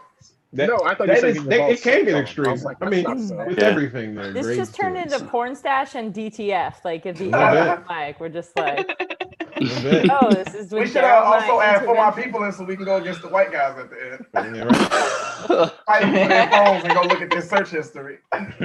Those 3 shows together would be fucking lit. That'd be awesome. Actually. Yeah. Idea for later. So David, is it like vengeful Mandingo videos? Fucking just What? It's he said femdom. Oh. That's it. Good. Just Please just move on. You might not want to do that. David, don't David let might it have go. us being dominated by sand people fetish. Whoa, what? What? I don't know what's happening. You better say it's like people from Star Wars, because say it's sand people. That is fucking man.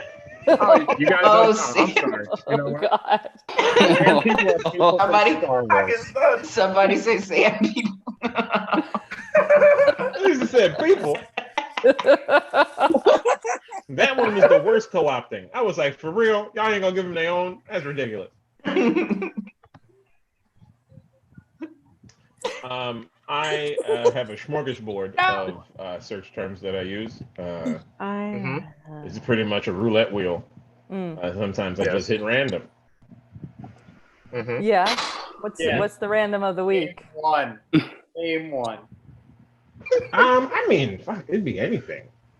Yeah. Cecily's You not ever coming just back type for 3 crazy months. stuff in, just like things that don't even make any sense to anything. You just start typing in like like window installation, just like whatever comes up. Oh man, when College Club was a thing, you could. That's pretty easy. Someone gets stuck in the window and they can't get out. That's pretty easy. We all know that. That makes sense. That's an easy setup, Dave. You're right. Yeah. Sex positive, right? Yeah, man. Okay. Don't yuck anyone's yum as long as you're coming. That's right. If that's what you want to do. Dude, I'll say I don't like people using the word porn that people just attach to anything that's like any kind of porn, food porn, tree porn, fucking abandoned porn. I'm like, I don't know. Maybe porn should just be this one thing. You know what I mean? Yeah. Abandoned porn.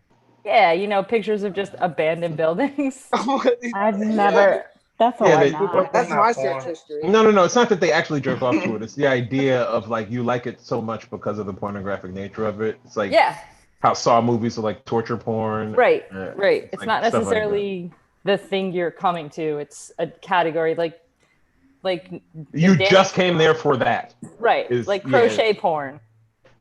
Unless you want to fuck in an abandoned building, though. They used to just call it a People might want to do that, you know? That's true. Yeah, I won't yuck your yum if that's what you're that's into. weird And the to me. house is into it. If the Dennis- house is into it. Dennis That's Rodman. Dennis Rodman. That's your search term, Cecily? All right. Yeah, girl. Okay. Welcome to the party. Hey, man. Hey, you know, it is what it is. No. He was the head of Cool. Like from the 90s, Dennis Rodman, or like today? Oh, like North Korea, friends with North Korea dictator. Like him and Carmen Electra. Barry, search North him with the Korea. dress and Celebrity porn Madonna? person. Okay. No, when Dennis Rodman married his house. You don't remember that? He married his Oh. house. I thought he married himself. Oh, maybe he did. I think that's the only. Wait, are you Google? Are your porn search terms Dennis Rodman's house? Is that what you're searching? That's fucking great. Dennis Rodman's house. I did. Backdoor.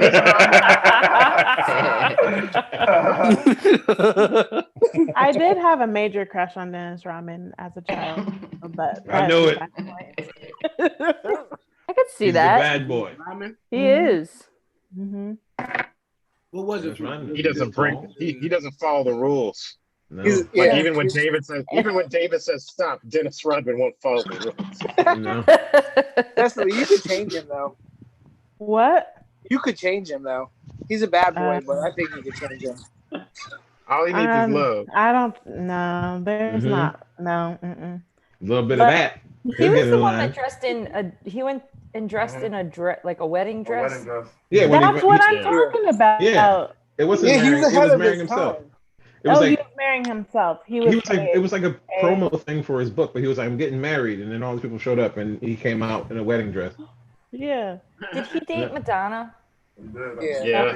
Did he? Date. Carmen Electra.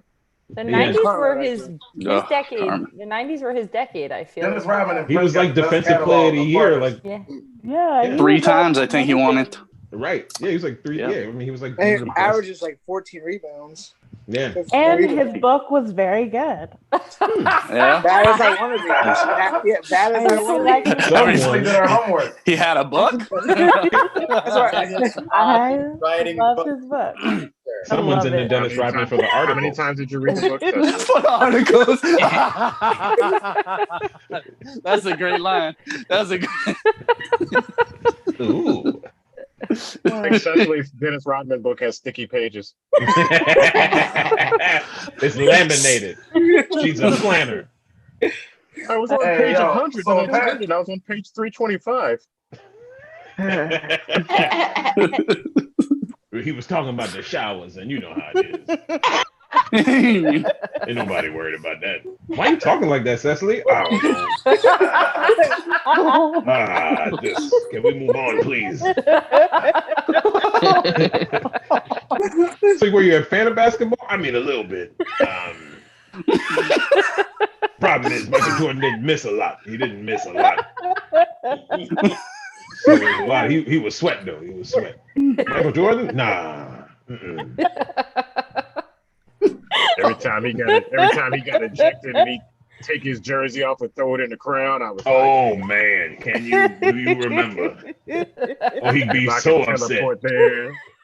He wasn't even wearing a t-shirt under it. Everybody else had one on. Pierce nipples just chafing under his jersey. Oh man, to be a young woman.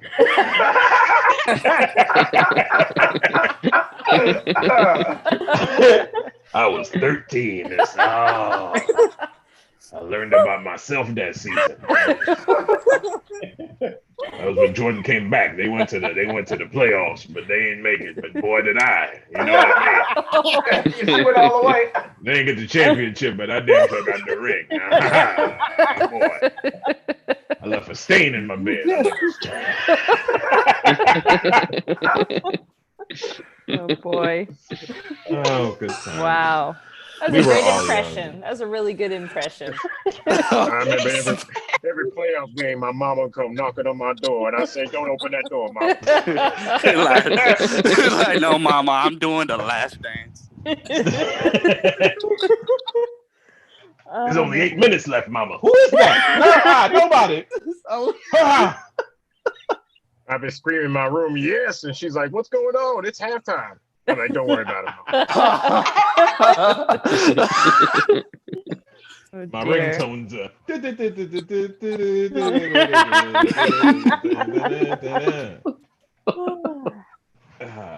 Cecily's disappointed in all of us. Yeah.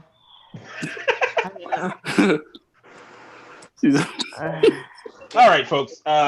Thank y'all so much for having me as the host. That's been the second half.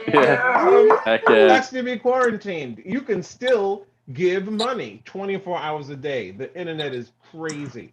You can go to paypal.me/sucksatfergus. That's Tfergies. I did that correctly. I spelled it in a very uncanny way, however.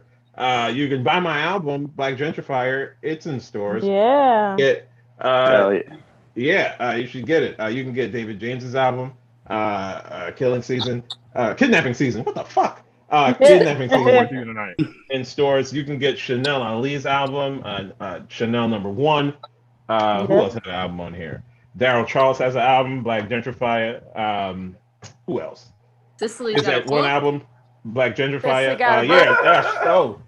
Vagina Strong. I would go. It's next to my bed. Not because I be reading it like this. It's just The pages are stuck together. It's laminated. I mean, Daryl. when she started talking about the African, At least they're reading it. So yeah, no, it's fun. It's fun reading. It's the sort of thing. It's like, cool. I see. Yeah. So yeah, I have like a thing. There's a bunch of like books. it's okay. And shit We don't. next to my bed. I got it. Vagina Strong. I think I have some Moon Girl and Devil Dinosaur. I got reading material. Damn it. He got Matilda. Just shit just don't even belong. Fucking Paddington. I'm out here. Y'all, we got some money, y'all. Oh. Yeah. I was so busy spotlighting, I just didn't have time to check on the money. So many, many, many thanks to Alyssa Alduki. Yeah. Heck yeah.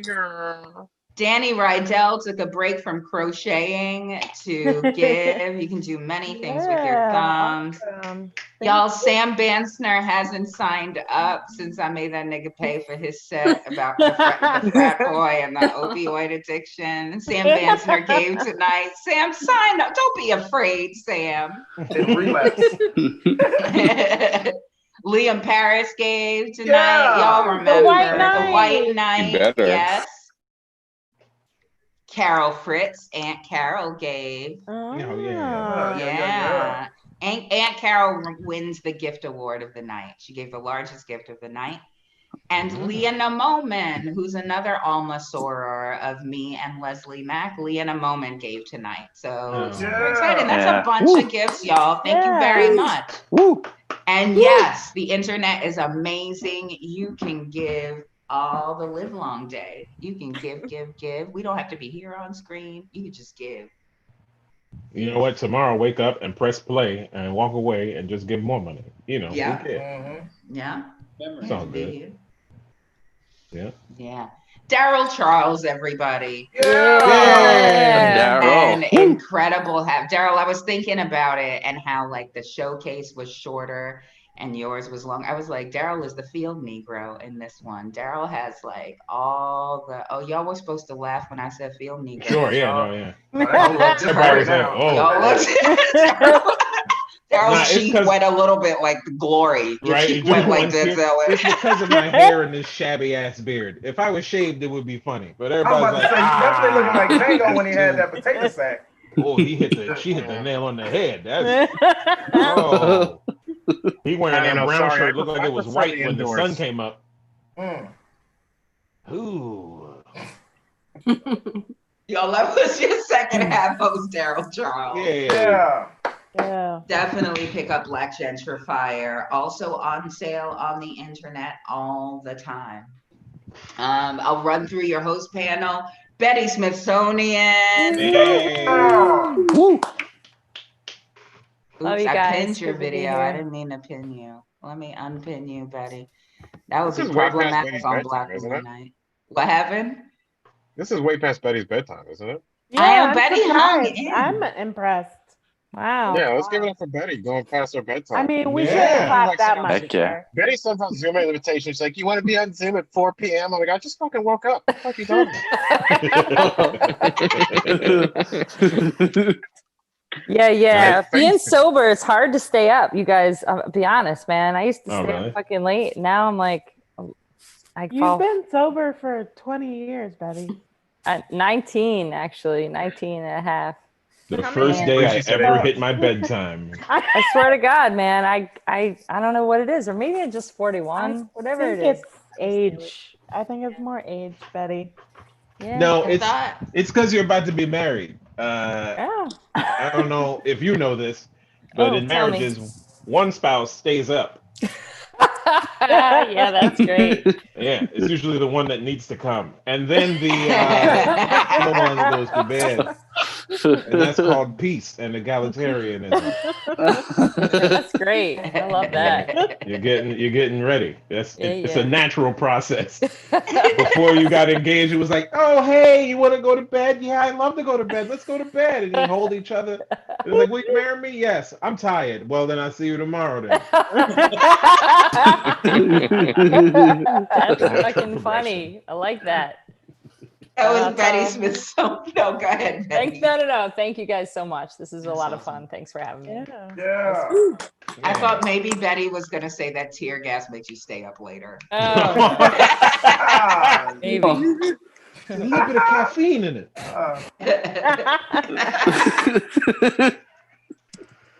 Our next host panelist, she's been disapproving of us all night. Cecily Alexandria. Yes. Hey. Do not approve of most of you. So. Y'all are too much. Our newest host panelist tonight, you remember him. He spearheaded the Each Strand movement. David James. Yeah, Wait, I thought it was each lash. Shout out to Daryl. That was the biggest fuck. One time I had this bit, and it was called Kidnapping Season. And the owner of Helium came up to me after this audition. These people came by like Comedy Central or something. He goes, "Hey, didn't you change that bit?" I was like, "No." He's like, "Didn't it used to be rape season?" I'm like, no, it was never rape season. Thanks for saying that from the Comedy Central person. Yeah, so, fuck you too, Daryl. All right, thanks for having me. That was David James, y'all. You also saw Brandon T. Gorin. You saw Seamus Millar. Yeah. Yes, White Santa. And of course, hosting the showcase, you saw Setoiyo. Yeah. Mm-hmm. And I'll go ahead and introduce the Sucks to Be Quarantined crew. We have Manny Brown, who took his hood off. Show everybody your bullet wound. Look at Manny. Look at that. Don't he look so unemployed? God damn. He do look unemployed. I'm trying to get this money. Wait, hold up. Empathy money. Yeah. When Manny take his hood off, he looked like Ben Carson fixed his skull. Y'all should check it out. It looks like a baby heart. Our next crew member, you see him. He doesn't have trash dick. Jarrod Little. That's going on my Instagram, so everybody knows, and my Tinder. So everybody's gonna know from here on forth, I don't have trash dick. Yeah. I guarantee it. That's how I'm running. Also, everyone, this camera is actually an improvement for him. It is. Baby steps, everyone. Baby steps. Hey, Rome wasn't built in a day, so you know. Yeah. Poignant. Just bring some nuance. Our next crew member is ready for the rebellion. Chris Esperance, everybody. Mercy. Me. And you know this guy. He jerks off with goggles on. He don't want to get none in his eye. The eye protection. Protection. If I have glasses and goggles, there's no way I can get self-inflicted pink eye again. Oh. All right, mute him. I got. And your next crew member right here, he survived his encounter with Danny Rydell, Frank Neblett. Be careful around them cantaloupes. Look, man, look. I'm like 1 in 150 against white women. So I'm glad I got my first victory tonight. Lost to a lot of nuns in my day, but you know. And your next crew member, I can't spotlight him because he's trying to get revenge on y'all. Shannon from Hawaii. Yeah. Shannon, you gonna show them your face, Shannon. Show them your face. Hold on, let me turn see your the. face. Wait, hold on. I think excited people need light. Let me turn the light on. Show him your face. Shannon has a deep freezer. He Show likes to stand next to. I do have a deep freezer.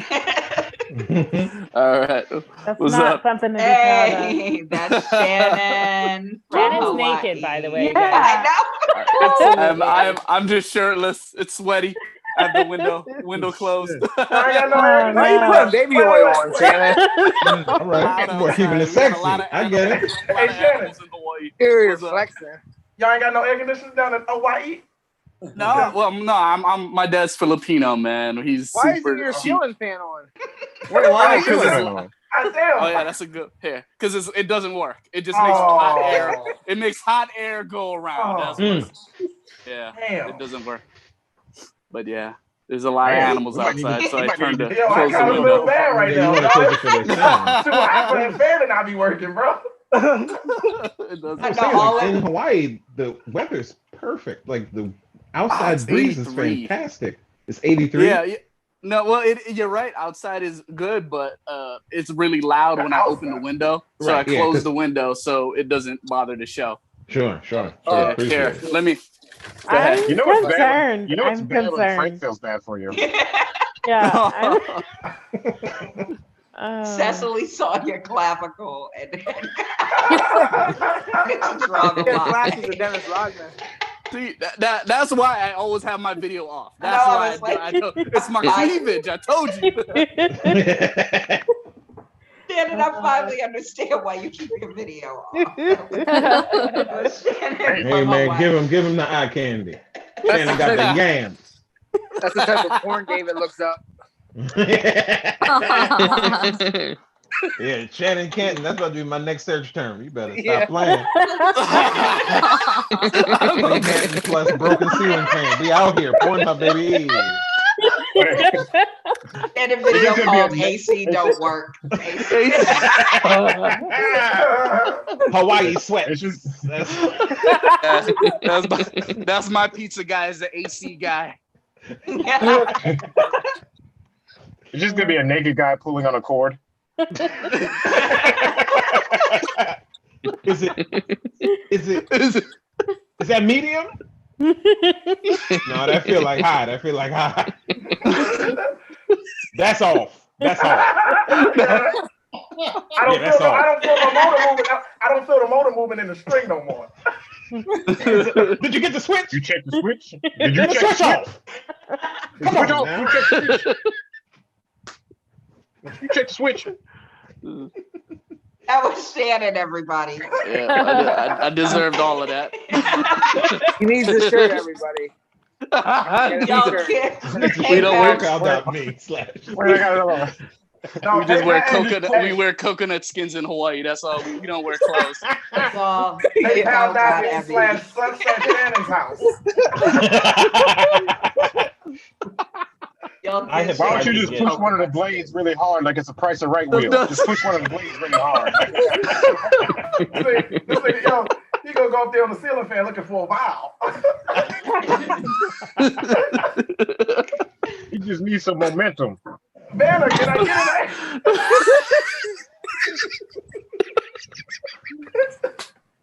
it? Okay. I quit comedy. I quit comedy. This is my retirement, guys.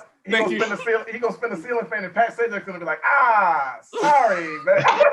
Gotta take all that from you. Look, if you push the fourth blade and then hit the switch off and on at the same time, take a run and start. Right up a good 20 minutes. Just hit that switch while I push this fourth blade. Gonna start right up. I tell you. Manny said Shannon just got finished having that dusty love sex. Yeah.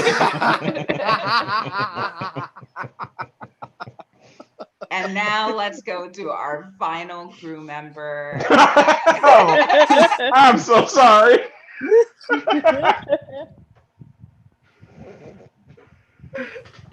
Wow. It's actually, y'all, it's Ngoc Bui's last show with us as a full-fledged crew member. I know. Boo. And Ngoc has been amazing. Boo her again. Fuck me, for real. Let her hear I was just saying her last name. That was all. I I thought wasn't you doing. booed her. Who booed her? No. That's Cecily? booed. Of course it was Cecily. You think I sound like Cecily, or is that just the boo that I sound? Sometimes y'all trash talk sounds similar to me, and I have to double check. No, it does. That's a compliment. It I does. feel like that's a compliment for me. Maybe it's an insult Or, to Cecily. There she is. But yeah, Ngoc Betty's is done. gonna be in an argument like a week from now. Like, I got marched and I also had tear gas and I sound like a black woman, so I know this. When I'm bussing on y'all, I happen to sound I've been very... confused for a black woman. When I've been confused for By a black woman woman. when doing the dozens. When I'm snapping, I sound like I'm snapping. Oh my gosh. Like, man, that I have a doesn't work. question. I have a serious question though. I have a serious question. So are people like do they have like contract terms? Because White Knight was like gone last week, and now what? Knoc's about to be gone. I don't understand. That's a good question. That's a good question. I'm dreading the day a black person lead the team. That's gonna be some shit. I mean, I might be leaving. After tonight. Cecily, no, you. Tonight was. This might be it. Are Liam and Knock being traded? What's going on here? They have ascended to cookout status. They are done here. Their time in the north, their watch is over. Wait. So you're saying this is like a black training camp for them? Like, now you're ready to be free. Go on out there and be somebody. We have to go into go out there and you be free. You are Knoc now came in officially very part of the struggle. advanced. Knoc was extremely advanced. She had already read How to Be an Anti-Racist by Ibram Kendi. Knoc only needed about 2-3 weeks with us before her ascension. Is this like when the Amish get to go be a real person for like a year? Rumspringa? Yeah. Cat with the good one. That's it. You knew that word. You're like, I know this. I study the whites. I study all different kind of whites. I thought that was the name of a reggae album. Great. Do you remember Snow Rumspringa?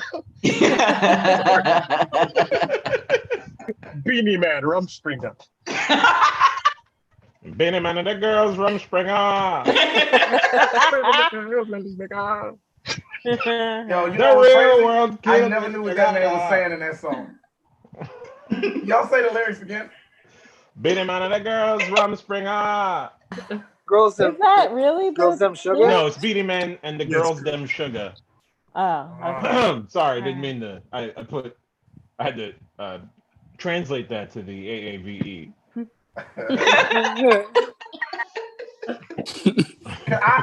Can I get English, Anyway, please?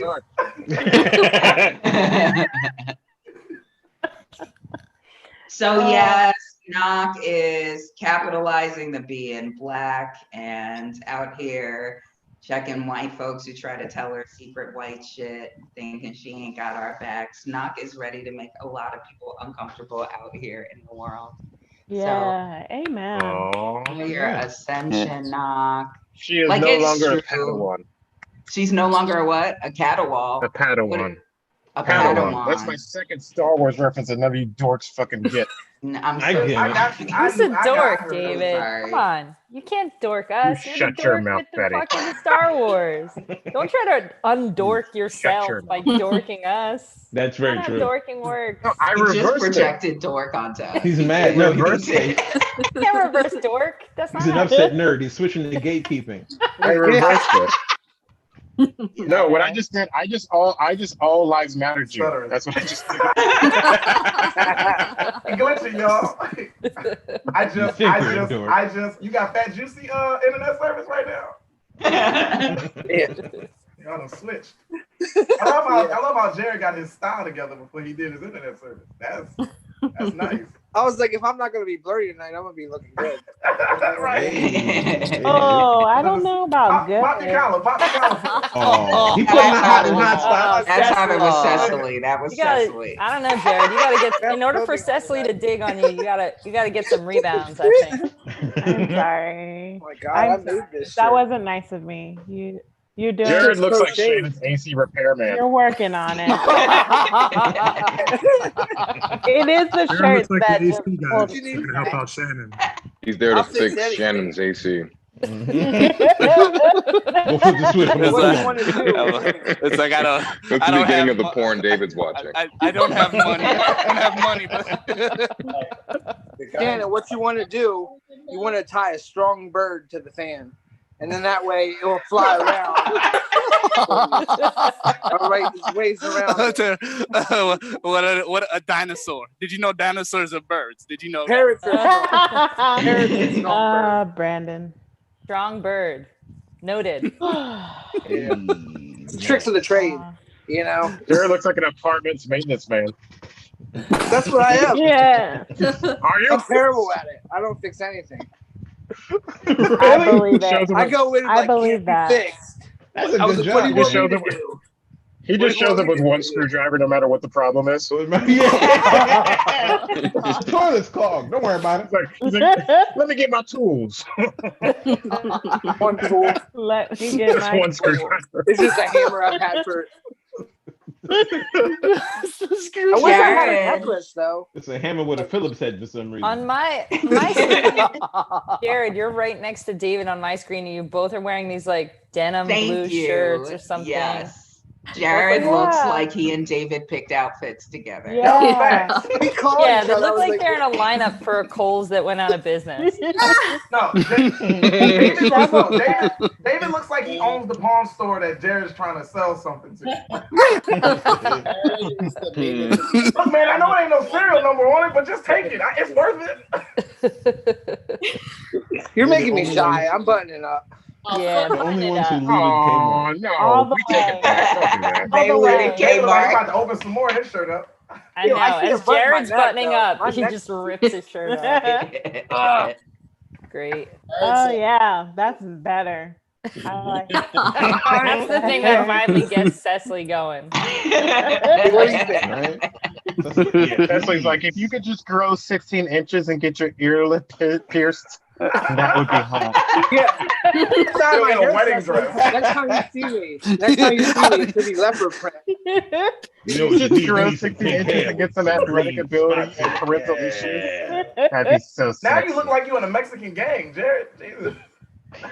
Somebody give that man a bandana and a 40 ounce. I wish Jarrod I looks like had he's about to go on his first job interview after getting paroled. He's kind of right now. He's figuring He's like, out whether or not. Mama, do I look good? Do I Yeah. look good, Mama? He can't wait to get it down. He can't wait to get in the office and run that script. He's gonna be like, I'm a changed man. He's going back and forth between whether or not he should wear the bolo tie. He's like, with the bolo tie? I get polo off. People Is don't. this too? Wait. Not a lot of people can. But you know what? Wait. Oh, Oh no! Oh, Jarrod, Cecily no. went straight No.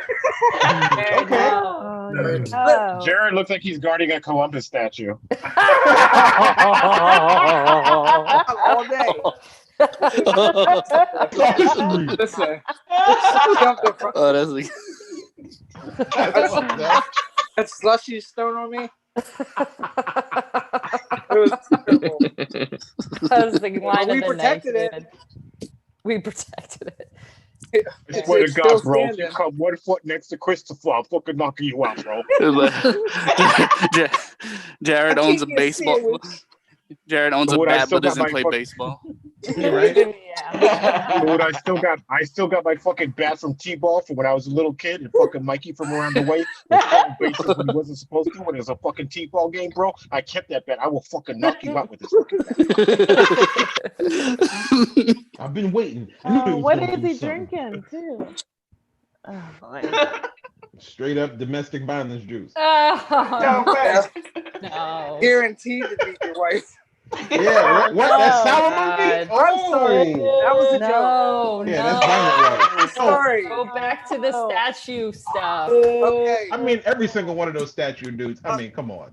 You know. Guaranteed.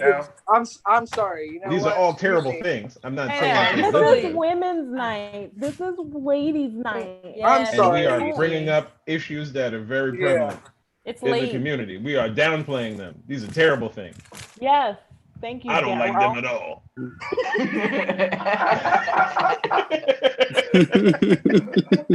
I've had enough of you. Oh, that means I did a good job. I'm about to- You've been I'm going canceled. home to sleep You've been well. canceled.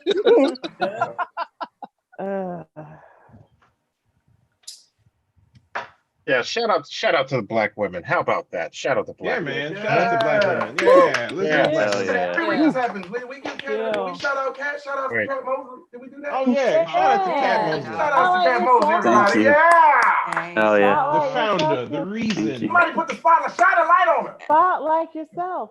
I'll shout you. Oh, there it is. Wait, I'm supposed to be watching Real Housewives shows. Am I supposed to be like, yes, queen? What am I supposed to say? Not that. Not Yeah. Not that. Yeah. anything but yes. Only if Or you're no. what's his name who does the reunions. Who's that dude who does the reunions for the Real Housewives? Oh, he's a gay guy on Bravo. Watch What Happens RuPaul? Now, He dude. just had a Wow. baby. Way to narrow it down, Betty. He just had a baby. Oh, wait, there's more. He just had a baby. He's a Andy white something? guy, gay, Bravo. He's got Gay a white. show on Sirius. The Andy dude from Cohen. CNN? Andy Oh, Cohen. never mind. It's not Anderson Cooper. Good guess, Shannon. Great Is it They guess. Cohen? not all look alike. Jesus. Cohen, right? What? Cohen? Bill and Grace. Andy Cohen. Yeah, it's I Andy can play Cohen, this right? game. I was gonna guess more. Who else did you have, I was gonna Kat? guess. could The be dude wrong. from Too Close for Comfort. The guy from Queer Eye. Scott Baio? Yeah. I don't understand. Yeah, they're all good guesses. You guys Cisco? remember when an hour ago we were about to end the Cisco. show and I was Yeah. like, "Oh yeah, man, it's my bedtime. I'm so glad I stayed up." Now it's 6 days later. Mhm. I'm Wait, just wait, waiting wait, for wait, Daryl to do a First of all- Cecily impression again. Is that fucked up? Betty. I want it a Betty, third That's time. not a Cecily Betty. impersonation. Betty. That's horny Cecily. The blood flow goes down to the clitoris. Yeah. I'm out here fully engorged. We doing it. Yeah, baby, all day. I love it. Oh, I need it chafing cleared these up from panties. time, All right, Daryl. I'm not gonna do that no more. I know. You know, I needed improv third time. I needed it. One more. Oh, I mean, no. Betty, you could just hit the leave button. No, I We're can't. proud of No, you. you You've know, already like, given it was- props for staying up this late. I appreciate you You're a giving me warrior. agency to make decisions about whether or not I can come or go. I appreciate that. But you know, when you're in that moment where you're like, okay, well, already have a everyone's gonna trophy. leave. Yeah, I'm hanging out. Yeah, I get it. I wasn't like, oh, if we're all leaving, I'll wait till we all leave. Sure. We're not. Okay, Truman Capote just showed up. Hello, Mr. Capote. Yeah. No, people leave this thing all the time.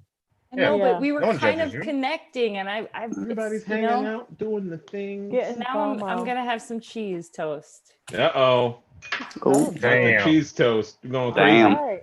Yeah, I was over what here kind of knocking toast? down What kind some of bread is great it? cheese. Betty, That's- you might not want to do that because David's about to put his glasses on. Slow down.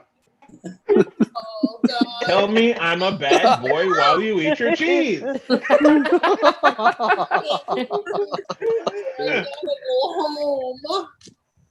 You are nothing. Less than anything.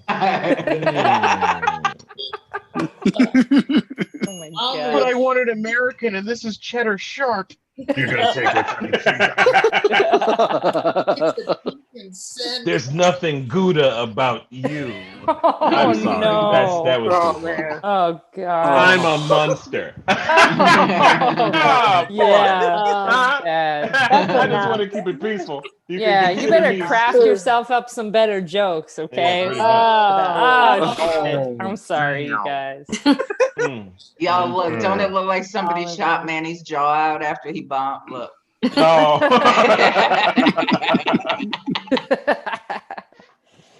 Yeah, he sure does.